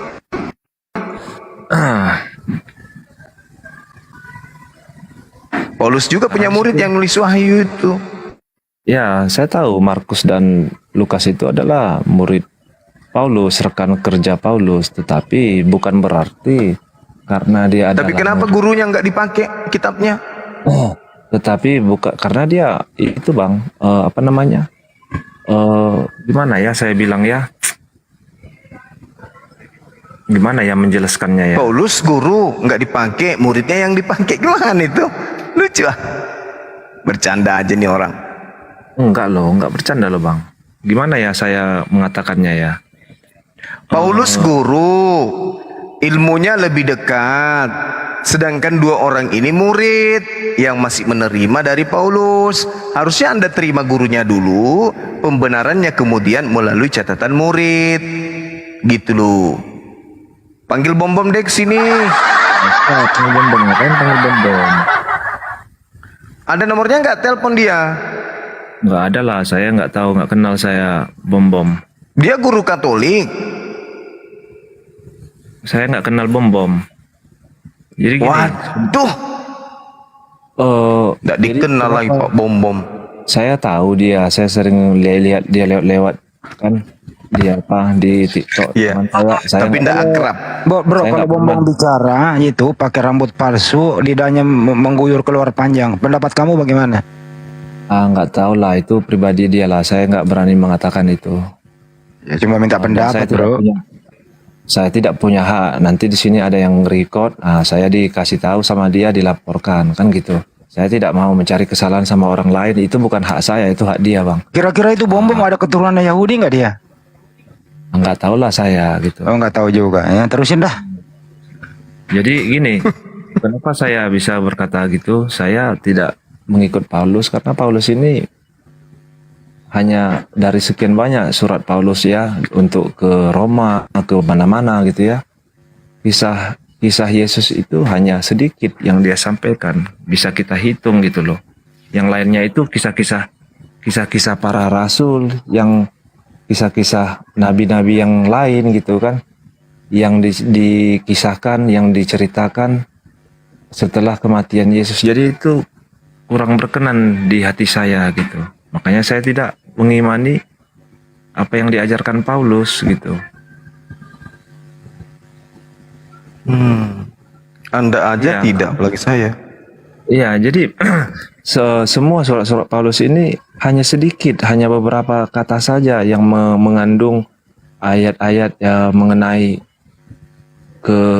mengenai pribadi Yesus ya dengan Sang Pencipta. Sisanya itu kisah mereka aja, pergi ke sana, pergi ke sini, si ini, si itu gitu. Jadi tidak sedikit pun tidak itu, karena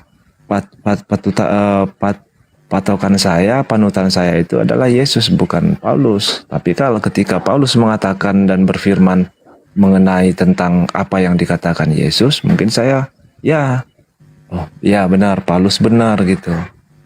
Itu Bang, karena saya udah baca, nggak ada, sedikit sekali gitu. malah mengenai orang yang lain-lain yang tidak ada hubungannya dengan Yesus yang dikatakan. Karena pada saat Paulus menyebarkan ini, Yesus sudah tidak ada kan gitu. Jadi nggak masuk di akal. Nggak masuk di akal ya. Ya iyalah bang, karena Yesus sudah mati, dia mau nyebarkan apa lagi? Bedanya dengan Kan Lukas? gitu. Gimana? Bedanya dengan Lukas? Bedanya dengan Lukas, ya Lukas menceritakan apa yang yang dikisahkan, yang dituliskan oleh Matius kan gitu. Jadi hanya ada sedikit-sedikit perbedaan, dan di sana Lukas berkata banyak mengenai tentang kemesiasan Yesus Kristus, bukan membicarakan perjalanan dia dari sana ke sini. Nggak seperti yang ditulis Paulus, ya. Surat ke Roma, surat kemana-mana, ke sana, ke Korintus, ke Galatia, kemana-mana kan gitu. Jadi nggak itu bang, nggak sinkron sama Yesus gitu, tidak ada hubungannya gitu. Tidak ada hubungannya Paulus ya? Ya tidak ada hubungannya karena nggak itu. Masa ada Saulus, Barnabas di Pulau Siprus di mana-mana, macam-macam lah gitu. Jadi nggak nyambung lagi karena Yesus sudah mati, nggak ada hubungannya lagi gitu. Tapi dia nabi. Ya nabi menurut ya mereka lah yang meyakini dia sebagai nabi. Menurut Lukas Saulus ini nabi. Siapa? Menurut Lukas. Iya. Di mana ditulis bang? Lukas Kisah Para Rasul 13 nomor 1. Iya, tapi kan nggak di Lukasnya kan gitu. Lah, Kisah Para Rasul itu kan tulisannya Lukas justru menceritakan tentang rasul, dan rasul yang diceritakan itu salah satunya nabi. Tetapi di katanya katanya percaya Lukas. Tetapi di Kisah Para Rasul kan? Iya. Yang nulis siapa? Yang saya tanyakan di Lukasnya ada nggak ditulis seperti itu? Tunggu. Yang nulis Kisah Para Rasul siapa? Biarpun yang nulis Kisah Para Rasul Lukas, saya menanyakan di Lukasnya sendiri, di surat kitab Injil Lukasnya ada nggak dituliskan Lukas seperti itu? Tunggu. Di Kisah Para Rasul ini kan sangat jelas bahwasanya dia menuliskan tentang rasul-rasul, ya kan? Ya. Benar nggak? Nah, sedangkan dia mengakui bahwasanya Saulus ini adalah nabi. Iya. Tunggu, saya lihat lagi. Percaya enggak kepada Lukas? Kisah Para Rasul 13 nomor 1. 13. Kisah Para Rasul 13. Kisah Para Rasul 13. Oke. Iya. Para Rasul 13 nomor 1. Pada waktu itu manusia ada beberapa nabi dan penjajar di masjid sembahyang, dan Lukius orang Kristen. Mana nggak ada bang? Ada. Dan ya Lukas 3 Kisah Para Rasul 13 ayat 1 nggak ada. Ada lah. Ini bedanya nggak ada, dia katakan seperti itu. Masa sih? Beda cetak lagi. Salah cetak mungkin. Pada waktu itu dalam JNIA Kisah Para Rasul 13 ayat 1. Pada waktu itu dalam jemaat di Antioquia ada beberapa nabi dan pengajar, yaitu Barnabas dan Simeon yang disebut Niger, dan Lukius orang Kirene, dan Menahem yang diasuh bersama dengan raja wilayah Herodes dan Saulus. Ini tidak ada dikatakan dia nabi gitu. Lalu apa dia kalau bukan nabi di situ? Nah, entah. Cleaning service.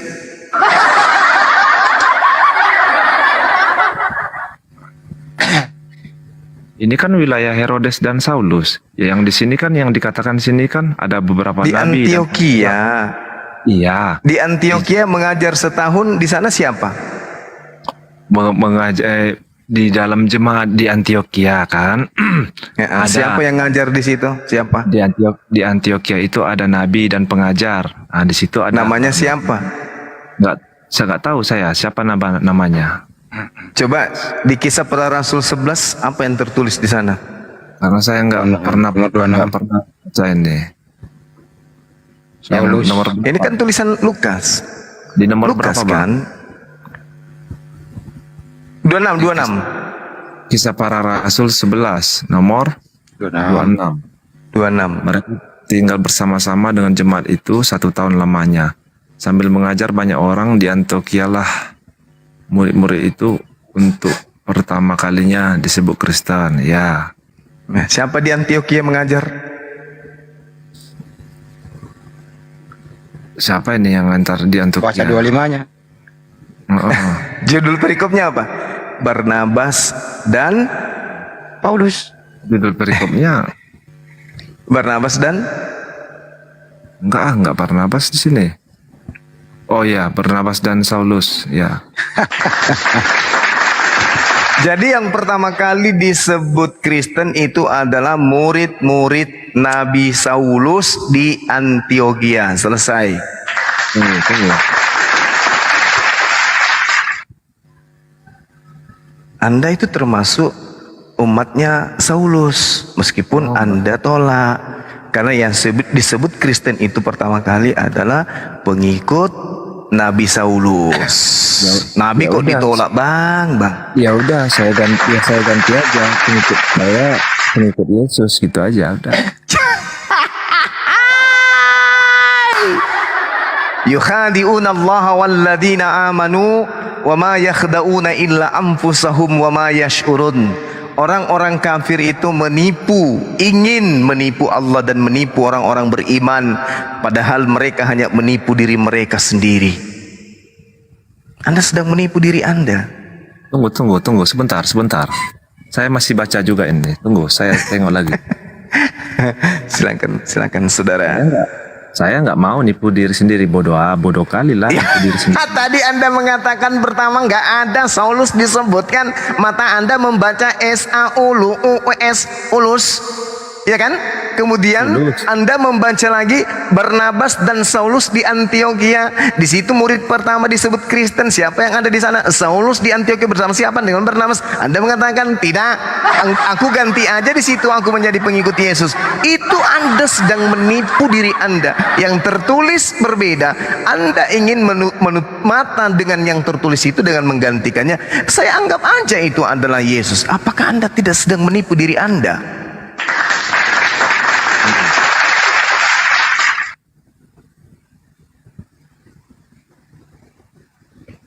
Bentar ya. Sebenarnya Bang Juma gitu ya. Ya, silakan. Dewa mendengar percakapan Bang Juma dengan Bang Noah itu bukan pengikut Yesus, bukan pengikut Saulus, bukan pengikut Lukas, tetapi pengikut bom yang benar. Dan yang perlu Bang Noah di sini tahu ya, Bang Noah ya, kalau pengen tahu silsilah mengenai soal bom itu bukan Yahudi, tetapi garis silsilah bom itu sampai kepada Firaun. Silakan tanyakan.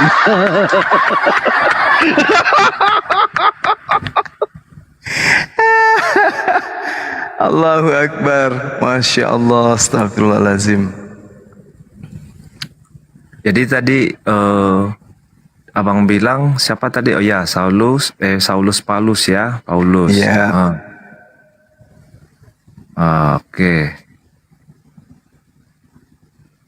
Oke, bentar.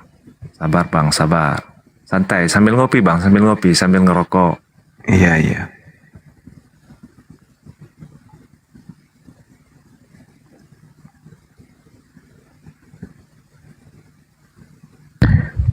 Duar. Nomor 30, hal itu mereka lakukan juga dan mereka mengirimkannya kepada penatua-penatua dan dengan perantaraan Barnabas dan Yesus. Saulus. Allahu Akbar, Masya Allah.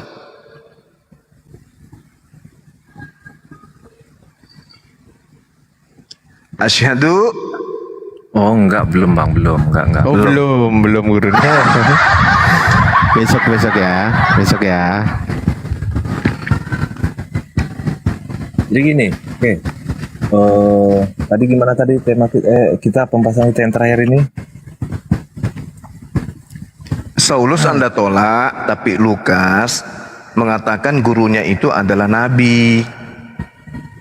Dan gurunya inilah yang mendapat gurunya inilah yang pertama-tama disebut Kristen.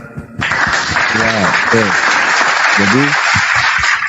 Jadi gini, tadi Abang Juma bilang kenapa kamu percaya sama Injil Lukas tetapi tidak percaya sama kitab Guru. kisah para rasul. Seperti Rasul.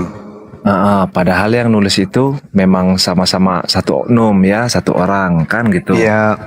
Nah, jadi kalau kitab para rasul ini ditulis tujuannya itu untuk menyajikan untuk menyajikan sejarah gereja mula-mula setelah Yesus Iya. tidak ada kan gitu. Itu tujuannya Lukas. Iya.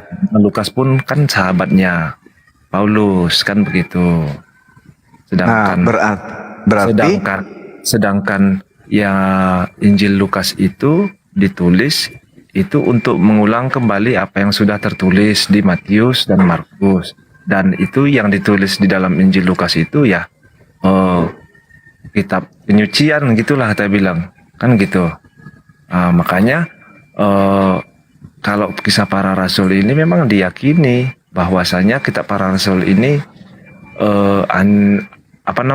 seperti lanjutan lah dari Injil Lukas. Tetapi sebagian Kristen juga menentang ini karena bisa seperti kayak ada pemisah gitu karena kisahnya sudah berbeda lagi gitu. Jadi kalau yang masalah Kristen mula-mula itu tadi pas di Antioquia ya, itu gurunya ada Barnabas dan Paulus. jadi murid siapa yang pertama kali disebut Kristen? Murid mereka siapa yang ngajar tadi di sana? Siapa tadi yang ngajar di sana? Paulus dan siapa namanya? Sama Barnabas. Di mana tadi itu Bang? Ayatnya itu? Kisah para Rasul 11. Kisah para Rasul 11. Ayat berapa tadi? 26. 11 ayat 26 ya. Tunggu bentar. Yang ada kata Satu perikop aja baca dari data nomor 19 sampai nomor 30. Enggak usah Bang. Itu satu perikop itu. Ya, mereka tinggal bersama-sama cuma itu satu namanya semua banyak orang di Antioquia lah murid-murid itu untuk pertama kalinya disebut Kristen. Ya, berarti memang ya. Ini coba di Kisah Para Rasul 24 nomor 5. 24 ayat 5. Iya.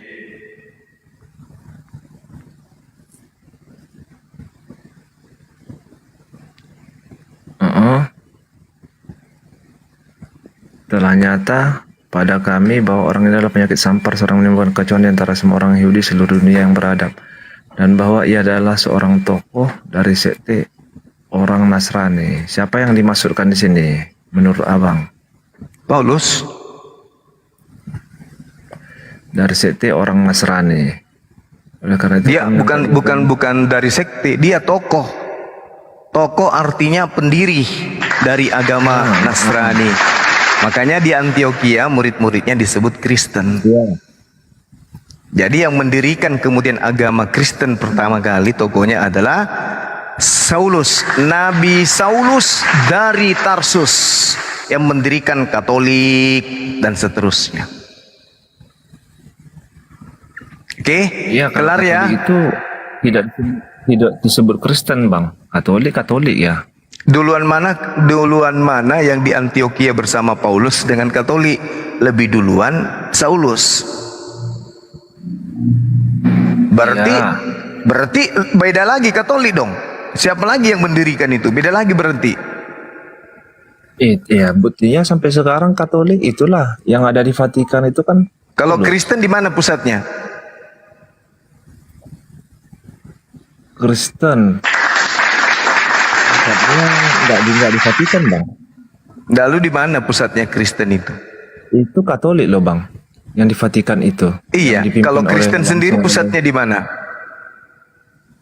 Nggak tahu saya bang. Coba telepon Pak Bom Bom. Ngapain telepon dia bang?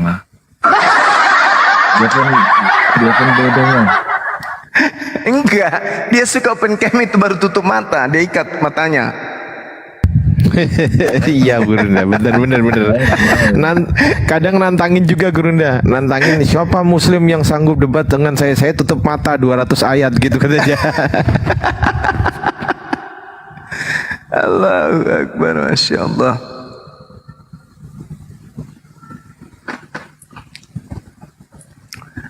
Oke, Bom. jadi memang kalau berbicara itu tadi apa namanya masalah mula-mulanya disebut Kristen itu yaitulah murid-murid Yesus, murid-murid siapa? Murid-murid Saulus dan Barnabas, betul. Tetapi kan artinya kan Bang Bu, arti Kristen itu kan bukan pengikut Paulus atau Siapa bilang? Barnabas. Siapa bilang? Paulus itu disebut Kristus juga, Bung.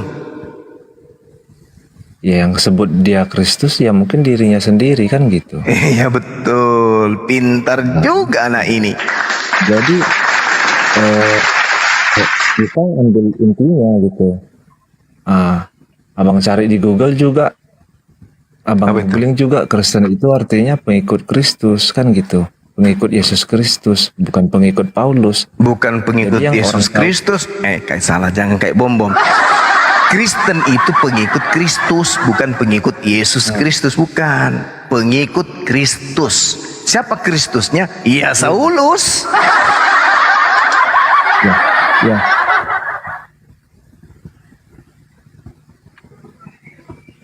Bukan Saulus lah Bang, itu kan dia sendiri yang menyatakan. Iya, tapi kan murid pertama kali di Antioquia yang disebut Kristen, muridnya Yesus tidak pernah disebut Kristen. Murid Paulus lah yang disebut Kristen. Iya, tetapi arti Kristen itu kan pengikut Kristus. Iya, Kristus itu kan Paulus, buktinya pengikutnya yang disebut Kristen. Kristen itu kan maksudnya pengikut Kristus. Nah, siapa yang pertama kali digelari Kristen? Ya pengikut Paulus. Pernah nggak Paulus mengaku Kristus? Pernah. Di mana dalilnya? 1 Korintus 11 nomor 1. Berarti Kristen sama dengan pengikut Paulus Kristus. Gitu loh Bang.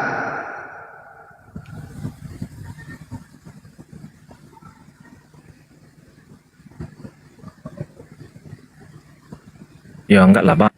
Loh kok enggak pula? Jadi itu di kisah ya enggak lah.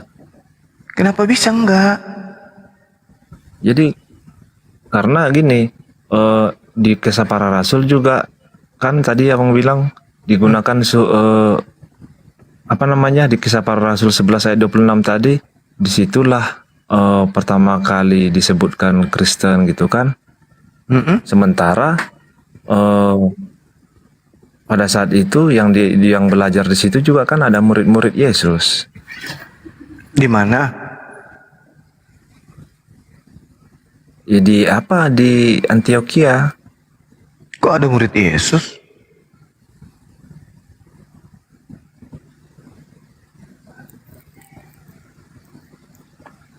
Jadi arti Kristus ini kan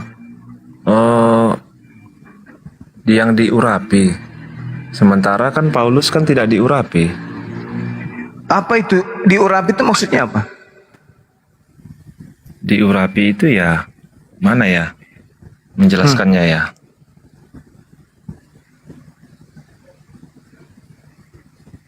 Diurapi itu maksudnya apa?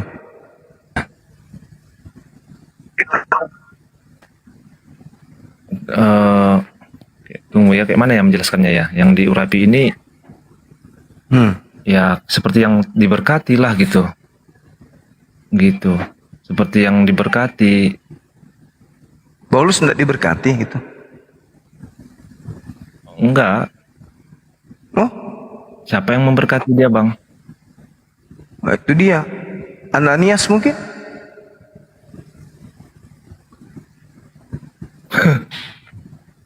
Tapi Paulus itu pernah bertobat loh dari mengajarkan ajaran Kristen. Paulus pernah bertobat dari mengajarkan ajaran Kristen. Di mana datanya, Bang? Kisah para Rasul 21. Apa dibilang? Bacalah Kisah Rasul 21 nomor 27 sampai 30. Bentar ya. Kalau bom diberkati nggak Bang? Bang Juma, bom. Diberaki kalau dia sama ayam. Bisa Puas aja nih, sekali. Bang Jum-Jum, Puas lu, puas. Bang Jum-Jum. Kayaknya punya dendam pribadi sama bom ya. Enggak, lucu aja. Saya lagi pesan boneka.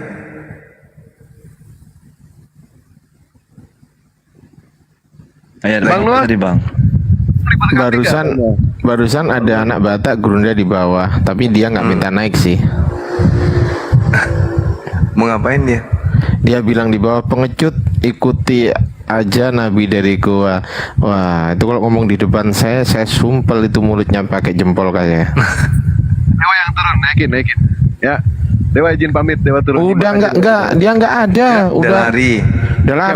Siapa tahu Bang, siapa tahu. Ya, izin Udah pamit lari. Bang. Mana ada orang Daripada enggak ada. Dewa stres Bang. Terakhir Daripada Dewa kupermalukan stres. waktu itu. Siapa Udah tahu yang gitu ya. menghujat nggak usah ditanggapi, Bang. Yang kupermalukan itu Yesus menaklukkan dirinya. Ada kan? Jadi Yesus nggak usah. Iya, betul. Menghujat itu nggak usah ditanggapi, biar aja nasionalisme aja kita biarkan aja. Iya, betul. Iya, Siap, Tuhan siap, aja, siap. biarkan aja Tuhan yang menghukum, Bang. Capek Abang nanti Tapi lebih- marah-marah emosi, Abang juga nanti yang Bang Noah, lebih baik Oh, ngadepin penghujat daripada ngadepin orang ngeyel. Iya. Beneran gua mah.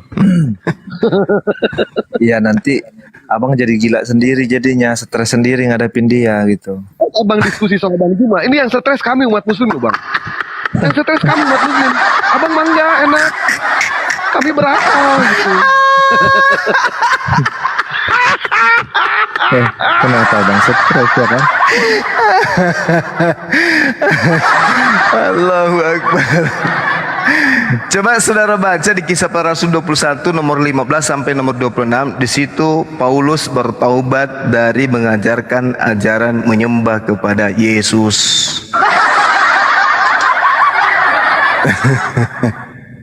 Bertaubat dia, betul-betul Saulus ini. Aduh.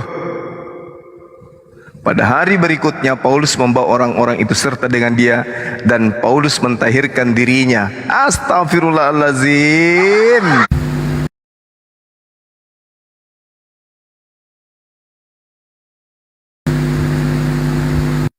Kisah Para Rasul 21 15 sampai nomor 26. Paulus Jadi dia bukan mengatakan dia bertobat karena dia tidak karena mengajari ajaran Yesus. lah, Anda coba lihat, baca Bang. Iya, di ayat 21-nya ini jelas nih Bang. Mereka mendengar tentang engkau, bahwa engkau mengajar semua orang Yahudi yang tinggal di antara bangsa-bangsa lain untuk melepaskan hukum Musa. Sebab engkau mengatakan supaya mereka jangan menyunatkan anak-anaknya dan jangan hidup menurut adat istiadat kita. 2. Nah, jadi jangan bagaimana sekarang? Tentu mereka akan mendengar bahwa engkau telah datang kemari. Ke Yerusalem. Lakukan apa yang kami katakan ini di antara kami ada 4 orang bernazar. Bawalah mereka bersama-sama dengan engkau, lakukanlah pentahiran dirimu bersama-sama dengan mereka dan tanggunglah biaya mereka, sehingga mereka dapat mencukurkan rambutnya. Maka semua orang akan tahu bahwa segala kabar yang benar tentang engkau sama sekali Tidaklah tidak benar. Melainkan bahwa engkau tetap melihara hukum Taurat. Tetapi mengenai bangsa lain yang telah menjadi percaya, sudah kami tuliskan keputusan-keputusan kami, yaitu mereka harus menjauhkan diri dari makanan yang mereka semua kepada berhala. Mereka semua disuruh bertobat. Terus dari darah, dari daging binatang yang mati disekik, dan dari percabulan. Pada hari berikutnya Paulus orang-orang itu serta membawa orang-orang itu serta dengan dia. Dan dia mentahirkan diri Allahu sendiri Akbar. bersama-sama dengan lalu masuk ke Allah. Ya, mentahirkan diri, tapi kan dia tidak Persembahkan bilang persembahan. Kenapa? dia Itu tidak Paulus bilang ditahirkan tuh. Paulus ditahirkan. Iya. Tahir itu disucikan. Disucikan dari apa? Dari dosa. Dosa apa? Dosa mengajarkan orang menjadi Kristen. Apa itu? Membatalkan hukum Taurat. Masa tidak dipahami ini? Masa nggak dipahami? Keesokan harinya Paulus membawa orang-orang itu dengan dirinya, dan dirinya mentahirkan diri bersama dengan 4 orang tersebut, lalu masuk ke dalam bait Allah untuk memberitahukan bila mana pentahiran akan selesai, dan persembahan akan dipersembahkan untuk mereka masing-masing. Ada persembahan berarti kurban. Kurbannya siapa? Yesus bukan. Kurban yang selalu dilakukan oleh orang Yahudi di bait suci itu apa? Manusia atau hewan? Hewan. Paulus bertobat dengan melakukan persembahan hewan. Selamat tinggal korban yang ada di atas tiang salib. Saulus bertobat dari mengajarkan Kristen. Anda kapan? Ini nggak ada dia di sini mengatakan dia bertobat mengajarkan Kristen. Ini dia mentahirkan dirinya. Iya. La haula Dia wala hanya quwata mentahirkan illa diri, billah. tetapi tidak Ya, mengatakan. mentahirkan diri itu apa? Bertobat. Bertobat. Berarti kata tobat. Arti kata tobat ini kan banyak, Bang. Bukan. Orang, dengarkan saya, Bung. Orang yang ditahirkan itu adalah orang yang kotor, orang yang berdosa. Betul? Iya. Kenapa Paulus ditahirkan? Karena dianggap berdosa. Setelah dia ditahirkan, maka dia masuk ke dalam bait suci. Kenapa? Karena dia sudah ditahirkan, sudah jauh dari dosa, ngajar orang-orang untuk meninggalkan hukum Tuhan, yaitu Taurat. Lalu apa yang dilakukan setelahnya? Mempersembahkan akan persembahan kepada Elohim. Elohim kalau minta persembahan di bait suci, apa persembahannya di bait suci? Iya, Orang. kurban. Hewan. Masya Allah. Saulus ditahirkan, artinya Paulus dibersihkan, artinya Paulus ditobatkan dari pekerjaannya mengkristenkan orang di luar Yerusalem. Dah selesai kita. Dewa sudah turun, dia pergi panggil Pak Bom kayaknya. Kau pergi tarik muridmu itu di atas.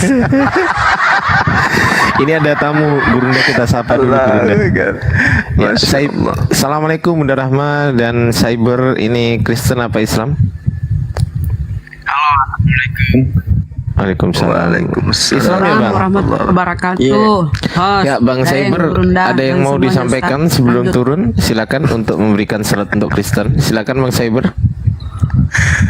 Aduh, saudaraku. Cuma mau tanya soal Tritunggalnya orang Kristen itu seperti apa sih sebenarnya konsepnya, dan saya pun dijelaskan tentang Tritunggal itu masih nggak paham-paham sampai sekarang. Itu aja Pak, makasih banyak semuanya. Kalau Tritunggal mau dipahami dengan akal, tidak akan pernah. Tritunggal itu tidak akan pernah duduk bersama dengan akal. Tidak akan pernah duduk bersama dengan akal Tritunggal itu. Gak akan pernah. Sama seperti Tuhan inkarnasi jadi manusia, mati dibunuh manusia, tidak akan pernah ditakar dan dipahami dengan akal. Hanya bisa diimani saja, hanya bisa dipercayai saja. Makanya orang Kristen mengatakan Kristen itu bukan agama. Kenapa? Karena mereka ini hanya aliran kepercayaan. Maksudnya asal percaya. Sama dengan ateis, animisme, orang-orang Majusi, penyembah dewa Baal, Horus. Mereka hanya aliran kepercayaan, bukan agama. Jadi Tritunggal itu tidak bisa kemudian diolah dengan akal. Tidak bisa.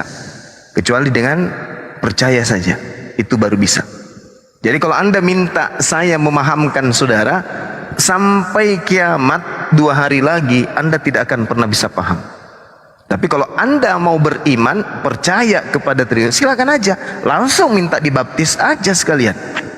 Tapi kalau mau supaya saya paham, kayak mana ceritanya Anda mau paham? Tidak bisa. Sekarang ketika teman-teman mengatakan analogi Tritunggal itu adalah manusia, apa itu? Roh, jiwa, raga, kata mereka. Sekarang, bolehkah dikatakan jasad ini sebagai pribadi tanpa roh? Tidak bisa. Coba, ada nggak orang bisa berbicara ketika melihat mayat? Ini pribadinya sendiri. Nggak bisa lagi dikatakan pribadi sendiri. Hanya bisa dikatakan mayat ini sendiri.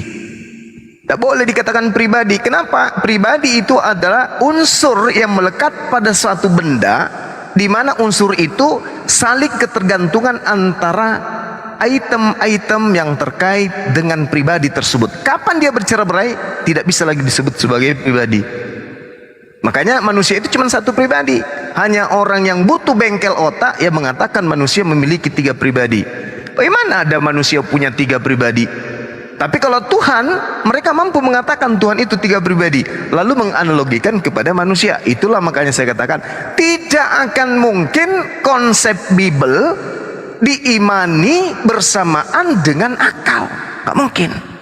Orang Kristen itu orang cerdas. Orang Kristen itu orang-orang pintar semua. Hampir semuanya mereka itu orang pintar dalam hal keduniaan.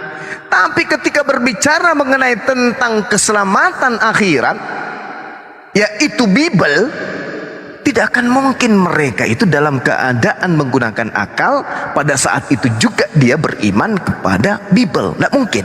Tidak mungkin itu mustahil. Mustahil. Bagaimana mungkin kemudian ada orang bisa mengimani cincin yang ada di jarinya 100% emas pada waktu yang bersamaan, dan oknum cincin yang bersamaan juga dalam keadaan 100% pasir. Tapi ini bisa terjadi asalkan imani saja. Jangan pakai akal. Cincin diajarkan, Bung Suma, ya kawan, aku mau jual cincin. Oh ya, cincin kamu ini apa? Oh, cincin saya ini 100% emas 24 karat, Bang. Oh ya, yakin loh? Tapi kok kayak ini? Iya, Bang, karena ini cincin saya juga 100% pasir. Kalau orang gila, orang miring, mungkin dibeli. Dibeli ini kalau orang gila nih. Setelah dia tahu, oh ini emas 100% dan juga 100% pasir. Penjualnya mengatakan, ya udah Bang, beli aja. Loh, kamu mengatakan 100% cincin? Iya. Berarti kalau dia 100% cincin, berarti 100% bukan pasir. Salah Bang, ini juga 100% pasir. Loh, kalau ini 100% pasir, berarti sudah 100% bukan emas. Harus salah satunya. Oh tidak Bang, dua-duanya masing-masing 100%. Tampar penjualnya, kau penipu. Buk. Tapi kalau orang yang bisa dibohongi dan ditipu, bisa aja dia percaya karena modal iman. Tapi kalau pakai akal, tak mungkinlah dia percaya. Masakan ada sesuatu 100% emas? Kalau 100% emas, berarti tidak ada kandungan 0,1 di luar daripada emas. Tapi kalau 100% emas bersamaan oknum yang sama 100% juga pasir, ya udahlah, lepaskan aja otak dari kepala. Anggap saja makan tai ayam, imani tai ayam itu 100% tai ayam dan 100% dodol. Udah, makanlah itu. Udah selesai. Carilah laki-laki temani tidur, anggaplah dia laki-laki itu 100% laki-laki dan 100% perempuan. Nah, ketemulah bom-bom. Mampus sudah sana. Nggak bisa Anda mencari bagaimana saya bisa memahami Tritunggal itu, Bang. Paham, memahami berasal dari kata paham. Tolak ukur munculnya pemahaman seseorang berakar dari otak. Otak ketika berfungsi namanya akal. Kalau otak tidak berfungsi namanya gila. Oke? Jadi tidak ada jurus bisa memahami Tritunggal itu dengan menggunakan akal. Tapi kita hargai saudara-saudara Kristen kita itu hebat, karena mereka bisa memiliki aliran kepercayaan tidak berdasar akal tapi dengan iman. Apa itu? Konteks Roh Kudus ada pada diri mereka, sehingga apa yang tidak rasional mereka imani sebagai sesuatu yang benar menurut iman mereka. Meskipun Yesus berpesan dalam Matius, kasihilah Tuhanmu dengan akal budi, bukan dengan iman, tapi akal. Dengan akal maka tumbuh iman, bukan dengan iman tumbuh akal-akalan. Jangan dibalik. Begitu saudara Seibar. Mantap. Emang nggak masuk akal itu. Makasih deh. Nah iya, nggak bisa. Iya, makasih Bang Seibar. Assalamualaikum. Iya, makasih saudaraku juga. Ya, silakan lanjut Guru deh. Udah mules aku sama Noah mah mules. Suangin saya. Bentar ya, tadi saya tanggapi dulu sedikit yang masih ada. Ada yang mau nanggapin? Yang lain sabar dulu Bang. Ya. Siapa? Tadi. Izin Tadi dulu saya 10 menit. Dia kabur Saya tadi. Izin biar saya Gurunda, kalau Gurunda ini. Tadi dia kabur dari tempat ini. Tadi saya diskusi di tempatnya Bunda Hesti, kabur ke sini ternyata. 10 menit ya, 10 menit teman-teman. Saya makan. Siap Gurunda, siap. Kita sapa dulu ya. Ada Ajeng Astuti 86.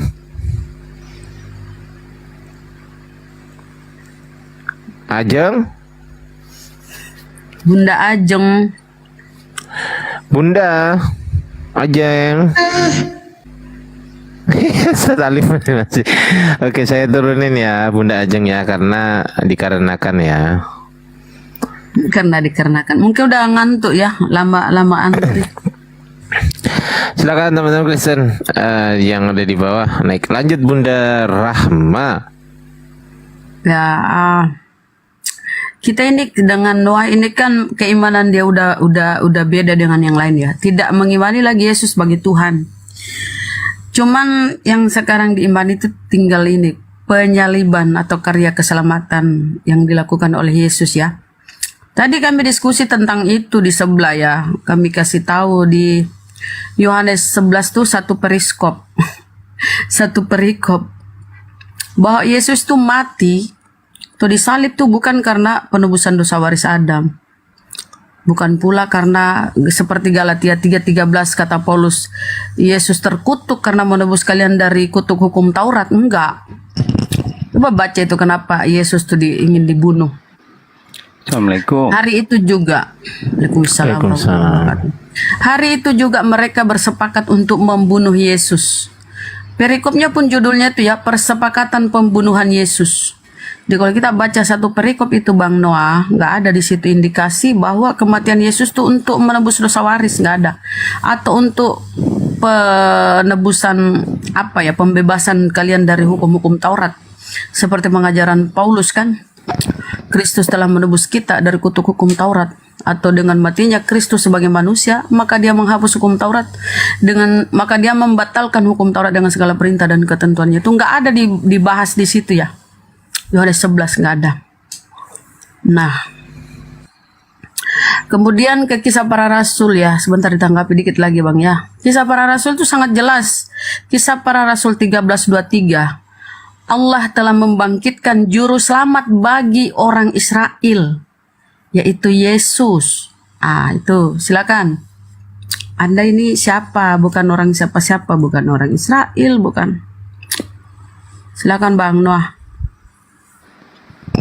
Bang, izin Bang, dikit, bentar. Iya, silakan. Ya, mohon maaf Bang, saya Muslim sih sebenarnya. Dari tadi sih sebenarnya saya dengar diskusi ini mau 2 jaman hanya karena. Jadi begini Bang, minta maaf, Noah ini terlalu sederhana sekali skenarionya dari tadi kok. Itu sederhana sekali kalau dia menggunakan akalnya. Kalau memang dia niat mau belajar sudah dari tadi terjawab, tapi dia muter-muter. Jadi kita di bawah juga membosankan sudah. Jadi turunkan aja Noah ini. Memang niat dia untuk ini saja sebenarnya, tidak ada kejelasan mau belajar atau tidak. Dia bukan yang lain Bang ya. Iya, Bang itu Ardi sudah. Oke, makasih Bang. Izin turun. Assalamualaikum. Waalaikumsalam warahmatullahi wabarakatuh. Jadi para penonton bosen ya dengar Bang Noah itu membantah, Iya, tapi mungkin Ustadz Alif bisa nambahin, Ustadz Sugi Baik. atau Bang Kian Santang.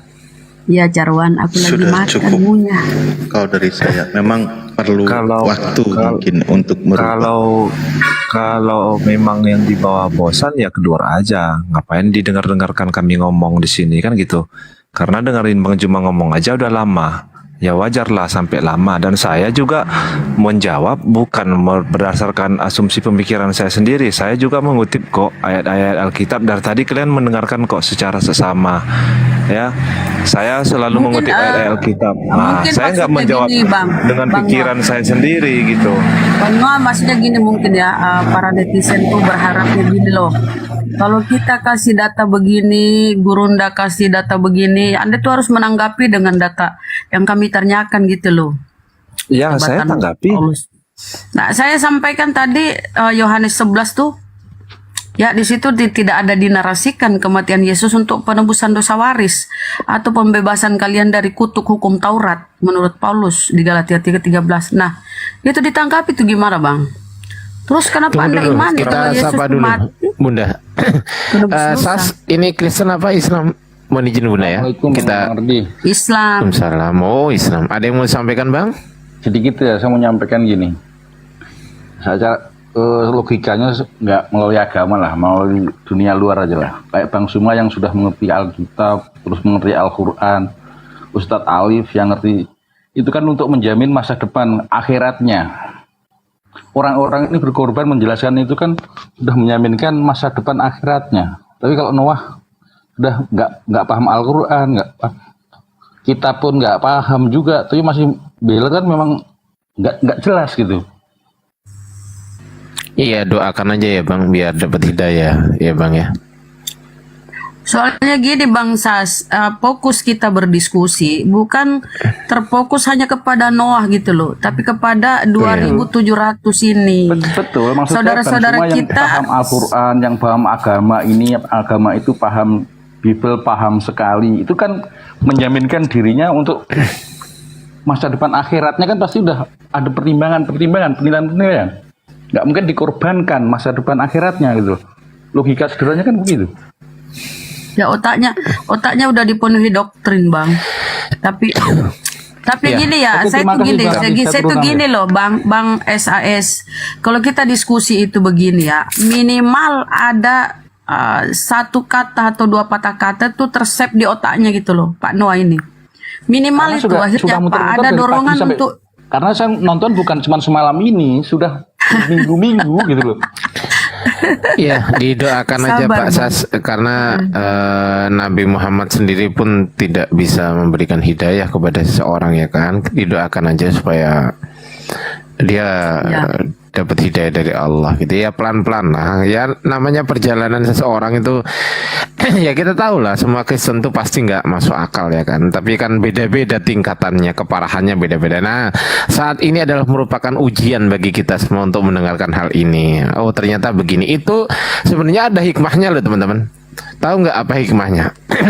Hikmahnya adalah kita yang Islam ini ternyata nggak nyangka ya, Allah itu ternyata memberikan kita otak, akal, pikiran itu luar biasa, jalan ternyata otak kita. Allah itu memberikan nikmat iman dan nikmat Islam. Ternyata nggak semua orang bisa ngerasain. Coba kayak Noah ini kan belum bisa ngerasain, bener nggak? Iya, nikmat itu kan bukan cuma itu aja. Iya, makanya intinya kan sekarang yang bisa diambil hikmahnya itu adalah perbandingan gitu loh. Kita kadang-kadang kalau kita bahas wah Noah ini muter-muter, ya memang kan gitu. Ya kan? Memang kayak gitu. Tapi kalau di satu sisi di hikmah yang lain, sebentar. Kalau di hikmah yang lain kita ambil hikmahnya, kadang-kadang kita mikir pas waktu sholat gitu kan. Ya Allah, iya ya, ternyata nikmatmu yang selama ini yang aku lupa dan gak aku syukuri, ternyata engkau gak memberikannya kepada setiap orang ternyata ya Allah. Ternyata engkau pilih orang-orang tersebut gitu loh. Jadi bersyukurlah teman-teman kita yang diberikan nikmat iman dan nikmat Islam itu limited edition. Percayalah sama saya, percaya sama saya. Lanjut. Oke, satu lagi Mas Ardi. Untuk yang di Palu api sudah ada terbentuk belum ya? Di Palu belum kayaknya. Antum sudah daftar? Oke, siap-siap, nanti saya di Makassar juga. Siap. Oke, makasih Bang Andi. Sama-sama. Makasih Bang Sas. Waalaikumsalam warahmatullahi. Iya, sabar teman-teman di bawah. Saya akan juga ini kan berusaha menaikkan yang lain juga. Saya pilih-pilih. Ini ternyata nggak ada yang oten di bawah ini. Gitu loh. Sabar. Saya tanggapi bentar ya gini. Silakan. Pertama, oke, mungkin mereka bosan dengan apa yang saya utarakan. Tetapi pertama, saya berbicara bukan berdasar asumsi atau pemikiran saya sendiri. Saya bawa data sedikit banyaknya. Saya membaca Alkitab ya. Yang pertama, yang kedua, di sini saya tidak ada menghujat ya. Saya tidak ada membahas tentang agama Islam. Kenapa saya naik? Karena Komal ini membahas masalah kekristenan. Wajar saya naik. Nah, kenapa saya tidak terima apa yang dipaparkan Bang Zuma atau teman-teman abang yang lain untuk saya terima? Karena ya kenyataannya bukan seperti itu kan gitu. Kenapa saya tidak bisa terima? Karena iman saya bukan seperti yang iman yang harus yang disampaikan oleh Bang Juma atau yang lain-lain. Oke Bang, tidak bisa dipaksakan. Ini nggak bahas iman ini Bang. Bang dengerin ya. Ini nggak bahas iman ini. Paham nggak? Dari tadi ternyata saya pikir Anda itu paham. Yang pertama kita bahas itu bukan iman. Iya. Apa coba? Iya, mengenai Alkitab. Enggak, apa yang dibahas apa tadi kira-kira menurut Anda? Banyak yang kami bahas tadi sama Bang, kita bahas tadi sama Bang Zuma banyak. Channel, ya apa? Cilok, mengenai Paulus. Nah, salah satunya mengenai Paulus. Ya. Kemudian asal usul kitab Anda jelas atau tidak. Ya. Padahal simpel loh Bang. Simpel sekali loh yang disampaikan Bang Zuma tadi. Maksudnya simpel dipahami. Contoh ya. Kalau ada sesuatu yang apa namanya? Anda menikah gitu dengan 100% wanita dan 100% laki-laki, menurut Anda gimana? Gimana ulangi?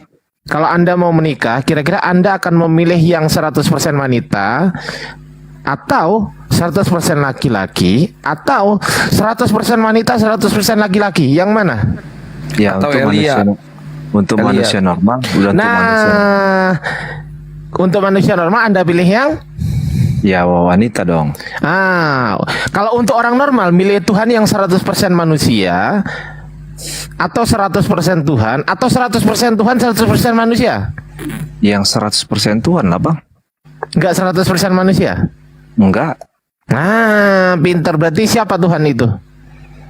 Namanya? Tuhan itu ya Tuhan Sang Pencipta. Namanya? Ya, kalau di dalam Bible bahasanya Allah. Loh, itu bahasa mana itu? Bahasa Arab itu Bang. Dia tidak menuhankan Yesus. Noah itu tidak Iya. Allah itu kan dari bahasa Arab. Kok di Alkitab ada Allah ya? Ya, nggak tahu saya. Ya itu. Saya bukan tadi sudah dijelaskan sama Gurunda Zuma, asal usul Alkitab, asal usul Bible dan lain sebagainya. Saya pikir udah nyambung. Lanjut teman-teman, Ustadz Alif atau Bunda Rahmat atau siapa saja. Lanjut. Ya, kalau intinya gini, kalau Noah ini diskusi terbaik dan terlama adalah dengan Muslim. Karena kalau diskusi dengan kawan-kawan Kristen mungkin 5 detik sudah di-kick. Karena pasti akan dapat serangan yang bertubi-tubi sama paham dia gitu. Ketika diskusi dengan Muslim, pertama dari sudut pandang kitabnya Kristen itu sendiri, maka secara data dan fakta itu diragukan kebenarannya. Memang perlu waktu yang sangat banyak. Ya, batu aja bisa membekas tetesan air ketika beribu kali kena tetesan air gitu. Jadi kita berterima kasih kepada guru-guru kita yang sejauh ini sabar berdiskusi, mengungkap data dan fakta kebenaran sesuai yang dia imani gitu. Lambat laun ya semoga saja dia menerima kebenaran yang sesungguhnya. Amin. Kita sapa dulu ya Ustadz Alif. Ada Alex Kristen ini Kristen apa Islam? Waduh, marah-marah dia. Waduh, marah-marah dia. Apa ngomong apa dia barusan? Nggak tahu, marah-marah kayaknya. Masa baru masuk dimarahin saya. Ya itu makanya. Coba Bang Noah kamu tahan nggak diskusi di Komal Kristen? Setengah jam aja. Pernah nggak? Malah mereka ngikik saya, Bang. Bener kan? Kenapa dikik? Alasannya kenapa, Noah? Karena mereka nggak terima saya menganggap Yesus itu sebagai Tuhan. Itu aja intinya. Ini si Noah ini SSC atau apa sih? Tapi bukan. Ketika mereka menanyakan ke Unitarian kayak saya bilang Yesus itu utusan, mereka nggak suka. Jadi mereka kick saya, nggak nyambung katanya. turunkan Noah, nggak ada lagi gantinya, nggak ada lain. Kenapa kalian itu udah pisah? Kasihan Noah, hidup lo itu kasihan. Di Islam gak diterima, di Kristen juga gak diterima. Kayak mana ini? Ya biar aja. Saya nggak perlu agama yang menerima saya. Yang saya perlukan Tuhan menerima saya, Bang. Udah yakin diterima Tuhan? Saya nggak tahu. Ya Tuhan lah yang tahu, Bang. Nah itu dia. Atau enggak. Nah itu dia. Pokoknya apa aturan-aturan yang sudah Tuhan sampaikan kepada nabi-nabi, saya ikuti. Dapat aturan itu dari mana, Noah? Ya dari pertama ya dari hukum Taurat. Dari kitab kan? Iya. Yang nulis kitab Anda siapa? Yang mana? Yang bagian yang mana? Yang mana?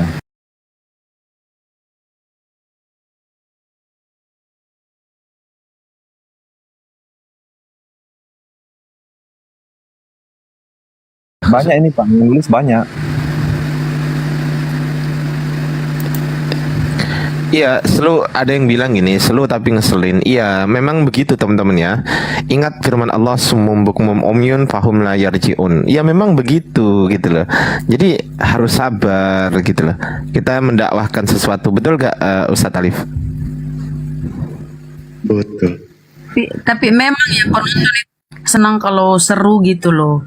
Kayak nonton bola kan, kalau seru sudah digoreng-goreng bolanya mau digolkan tuh dia senang. Tapi kalau melempem saya bukan nggak mau saya bukan nggak mau seru-seruan. Kalau saling menyerang ataupun saling membalik-balikkan itu itulah saya nggak mau lah nanti dikatakan. Tapi itu yang dituntut tapi netizen, penonton kalau kita yang dituntut semangat penonton kan diskusinya. Iya, habis itu saya dilaporkan, ya kan? Untuk apa? Memang pembawaannya Pak Noah ini gini ya, datar. Kayak Pak Denis, ada Pak Denis. Saya slow orangnya Kak. Saya tidak mau masukkan ke dalam hati. Ya kalau diskusi. Iyalah, makanya aku bilang. Saya bukan nggak bisa menghujat. Kalau coba gini aja, Ya, Bang Noah izin. Jadi apa yang Anda ketahui atau pelajari bahwa Anda mendapat keselamatan sesuai dengan pengajaran Anda? Dari mana gitu tersuratnya gitu? Jelas dikatakan di Injil Bang ya, di Injil yang 4 ini, Matius, Markus, Lukas, Yohanes, bahwasanya Yesus berkat. Biblos ya. Pak, Injil. Ya di sini kan disebut Injil Pak. Nah itu ya di sini kan disebut Injil.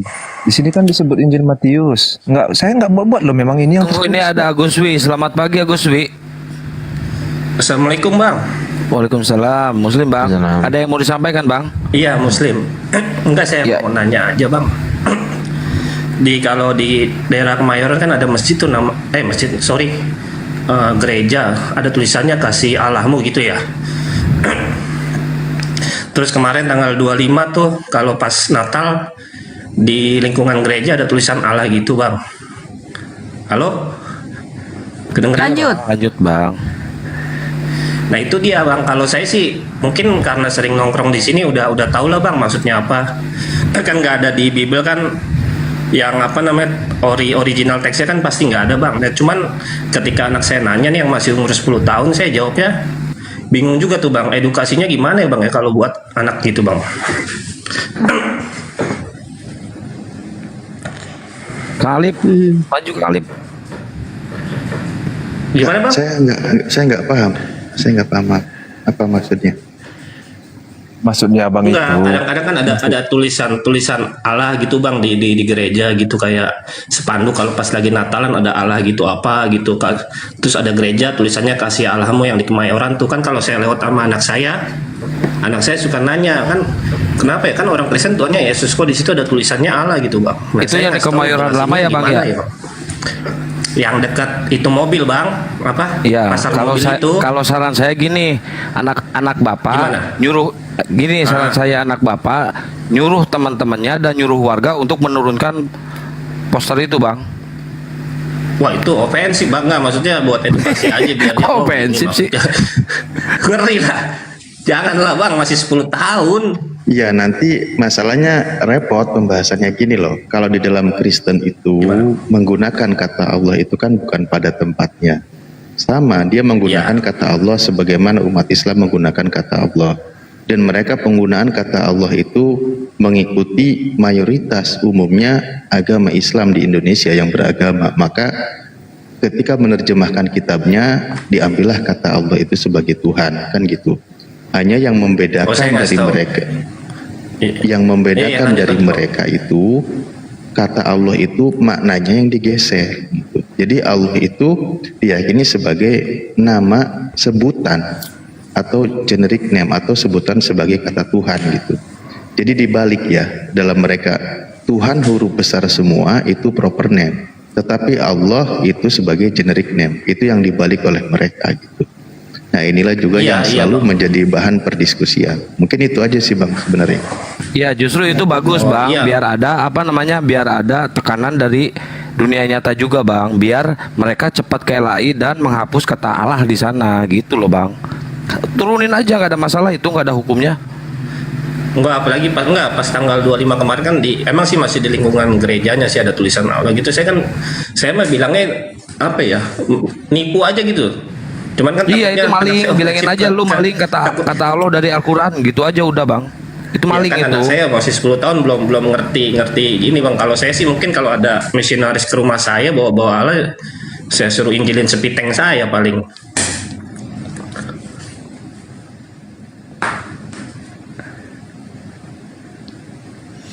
Sepi, hening. Oke deh bang, gitu aja lah. Assalamualaikum ya bang. Waalaikumsalam warahmatullahi wabarakatuh. Makasih banyak bang infonya bang. Dikik aja bang, turunnya saya nggak tahu. Nah gini loh, saya nyambung dikit ya, izin ya.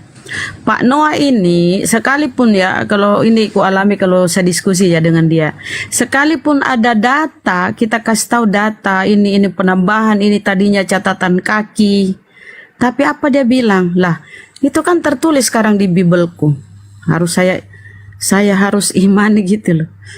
Jadi kalau ada penambahan masuk di Bibelnya itu, dia nggak mau cari tahu, nggak mau belajar untuk pinter supaya dia sadar, oh ini bukan firman dari Tuhan, ini penambahan manusia ini cuma diselipkan masuk gitu loh. Intinya dia imani, entahlah dia ini Pak Noah ini. Bukan begitu. Saya sambil kok belajar ya kan. Saya rekam apa yang sudah disampaikan sama saya, biarpun saya menyangkal, misalnya saya membantah, tetapi saya baca ulang, saya rekam, bagus, saya pelajari, kan gitu. Saya pelajari, saya bandingkan dengan yang sudah dipaparkan tadi, kan gitu. Baru besoknya saya naik lagi kan, bisa Bunda Rama perhatikan. Sekarang saya tiap malam naik ke Komal kan gitu. Komal mana aja saya naik, mana yang rame saya naik. Jadi ini netizen ini. Oh, kok mana yang rame naik bang? Berarti pansos dong kalau gitu. Kalau cari ilmu jangan lihat yang rame yang enggaknya bang. Pansos dong kalau kayak gitu. Kalau 9 orang bang, masalahnya narasumbernya. Seru juga. Nah, nggak seru pertama, yang kedua ya kan, ada yang isinya cuma 10 orang, rupanya hostnya sendirian, yang lainnya narasumber semua, jadi kayak mana kan gitu. Makanya saya cari yang rame kayak gini kan, ini narasumbernya cuma saya, yang lain